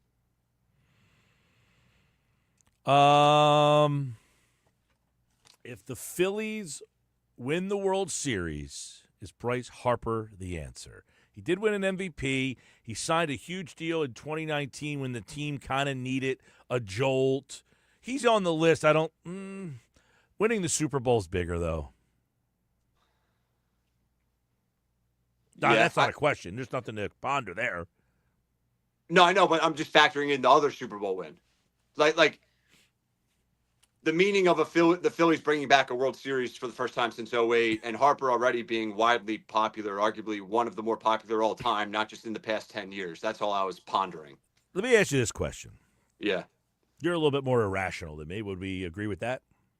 Yeah, I'm a fun guy. Yeah. However you want to categorize it. I'm kidding. Do we think the fans are, I don't know what the right word is here, getting tired, turning on is not really what I'm thinking, but is Bryce Harper is he losing some of his luster? That's a great question. I don't know what the word is that I'm looking for here. I don't think they've turned on him like they hate this guy. I had my buddy text me the other night, go ahead. Harper being basically a Malkin, like he wants to hit third. He doesn't want to play the outfield. Like basically people have this perception of Harper wants it his way, like almost like he's Aaron Rodgers. I think that's idiotic. That sentiment. Correct me if I'm wrong. He moved positions for the opposite reason. I mean, he wasn't demanding to get him out of the outfield.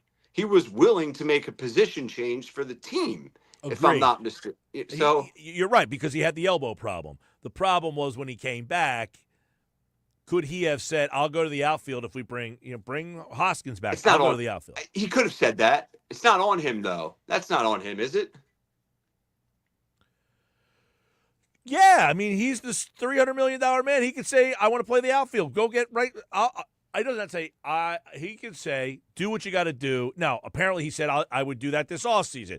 You want to go out and get, who's the first baseman from the Mets whose name is escaping me right now? Alonso. You want to go out and get Pete Alonso? I'll go back to the outfield. Yeah. But I feel like I just feel like there's a group, or maybe it's a small, I don't know, that's like, doesn't get criticized. He makes a lot of money, blah, blah, blah, blah, blah. I don't know. I'm just wondering if we're at like a weird point with him. I think it's that point of he weirdly doesn't get criticized at all. I'm not clamoring for Bryce Harper criticism, but I think it's interesting to me for being such a polarizing and popular athlete in this city since 2019. He doesn't really get any criticism. There's no talk of pressure to deliver. There's no talk of his legacy if he never gets one, right? And I think all of that should be on the table. Well, he has a hit that will forever be remembered. Now, it didn't result in a World Series, so how long? What is the shelf life on that hit? I mean, that's a good question. What is the shelf life on that home run? Well, what's the shelf life on Allen Iverson's step over of Ty Lue? He gets a longer leash because the Sixers have nothing else other than that in most people's lifetime.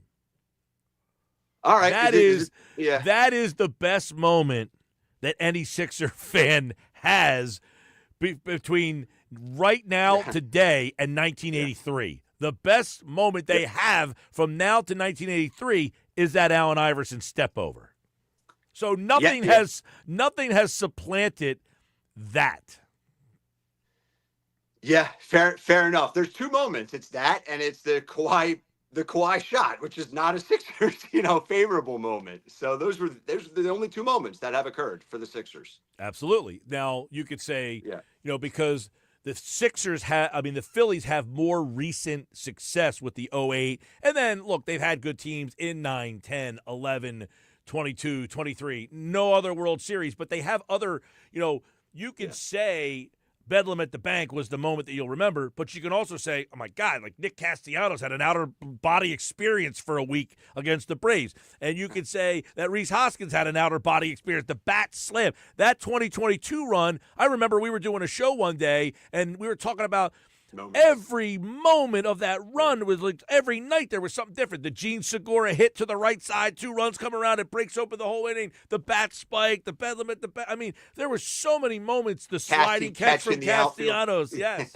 Yes. I remember the list I had for that show. It was like 12 or 13 moments that we talked about for that show's entirety. And we probably didn't do it justice.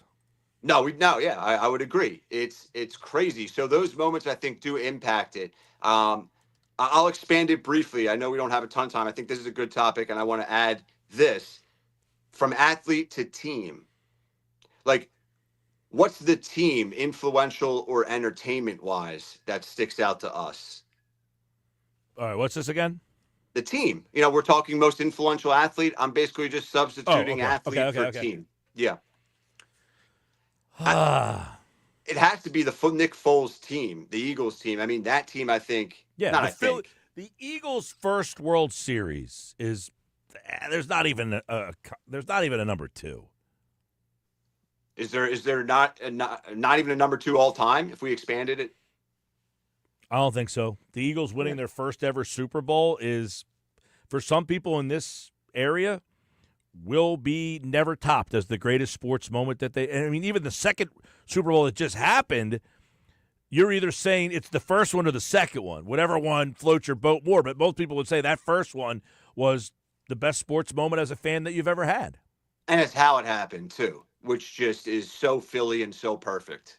Absolutely. It's the Foles, it's the injuries, it's the nobody likes us, we don't care, it's the underdog. That story was quintessential. Since I went to the Lost in Time Brewery the other day, the Mighty Mick Gym, where they filmed the Rocky movies, I've been watching all of these like YouTube videos on these people do these YouTube videos where they show you they go around Philly and show you the places. And I just been watching like video after video because now I'm like down the rabbit hole of all these cool places that were used to record that they used in the movie here. And it's like I was there. That moment rings true. It's like the first time you won. I was like, that's it. Yeah. I wanted that moment forever. And now I just want to, there was a question that I saw, like, if you could watch one sports game on repeat, but that's the only game you get to watch for the rest of your life, what is it? It's a great question. It's got to be the Eagles Super Bowl game. Yeah. Has to be. It has to. It's either that. Okay, I'll give you a underrated one. Two. All right. The Flyers 6 overtime game. Yeah, is the one of the 5-0 great season. Yeah, is one of the greatest sports nights of my life. I mean, it was me so too. fun. I was Yeah. in Morgantown. Every time overtime changed, we went to a different bar to keep watching it until Surprised you remember that night. the bar's closed. The bar's closed. We had to go home and finish the game. The next one would be, and I was at this game, Roy Halladay throwing a no-hitter in the playoffs, the 1-0 game against the Cardinals. Yeah, No, against the Reds. Against the Reds. entertainment. Yeah, Yeah. yeah. Cincinnati Reds, 2010, right? Yeah. That's up there, and just the entertainment aspect of those two moments. I'm trying to think of other ones. It's hard pressed to find other ones that could even compete with those, right? Because Bedlam at the Bank was a weird rainy day. That game in its entirety wasn't filled with drama and excitement. I'll tell you, that game, I remember that day because you and I were doing the broadcast at some weightlifting event or something, and the Phillies played the Cardinals, and it was the day that Segura hit that ball, and it was like a 2-0 game in the ninth, and we're like, this game kind of been nothing, and then they scored 6 runs. I mean, that's not on, like, that wouldn't be probably in the top 5 or 10, but it was pretty memorable. Yeah, no, that was a memorable I got one for you. All right. Phillies Brewers when Brett Myers was fouling a million pitches off. That's a good one. Yeah, the grand slam that Victorino hit off CC Sabathia was one of the great moments I've ever been in the ballpark for. Wow, that's a great one to be in attendance for. How about Matt Stairs into the night? Wasn't there, but that's a memorable game. I was at the game where Stott hit the grand slam against the Marlins 2 years ago. That's a good one. That's another good one. All right, well, we'll have to go down this memory road again tomorrow here on the Sports Bash Live 97.3 ESPN. All right, we'll do it again tomorrow, man. All right, man. We'll run it back. All right, there you go. Sports Bash Live 97.3 ESPN. All right, we'll get ready to get out of here. By the way, 5-3. Sanchez gave up a homer. It's 5-3 in the 7th now. We'll get you up to date on the Phils, and we'll close out the show with the Bet365 Play of the Day coming up next.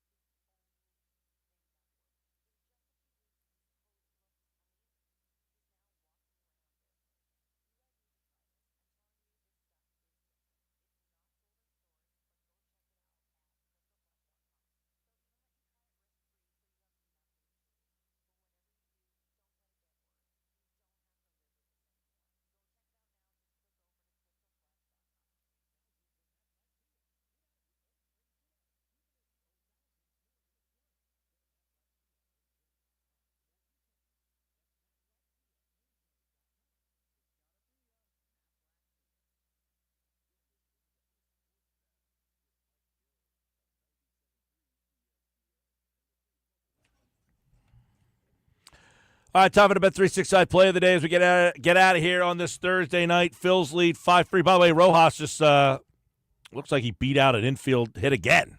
There's another infield single for Rojas. See, he just ass backwards himself on the base sometimes. If he could just have better baseball IQ, he'd be amazing. Looks like San Francisco challenging the play, by the way. All right, how we do last night? You lost last night, Mike. They couldn't keep the game under, despite the fact the Mavs started 4 guys or 4. They won the game outright.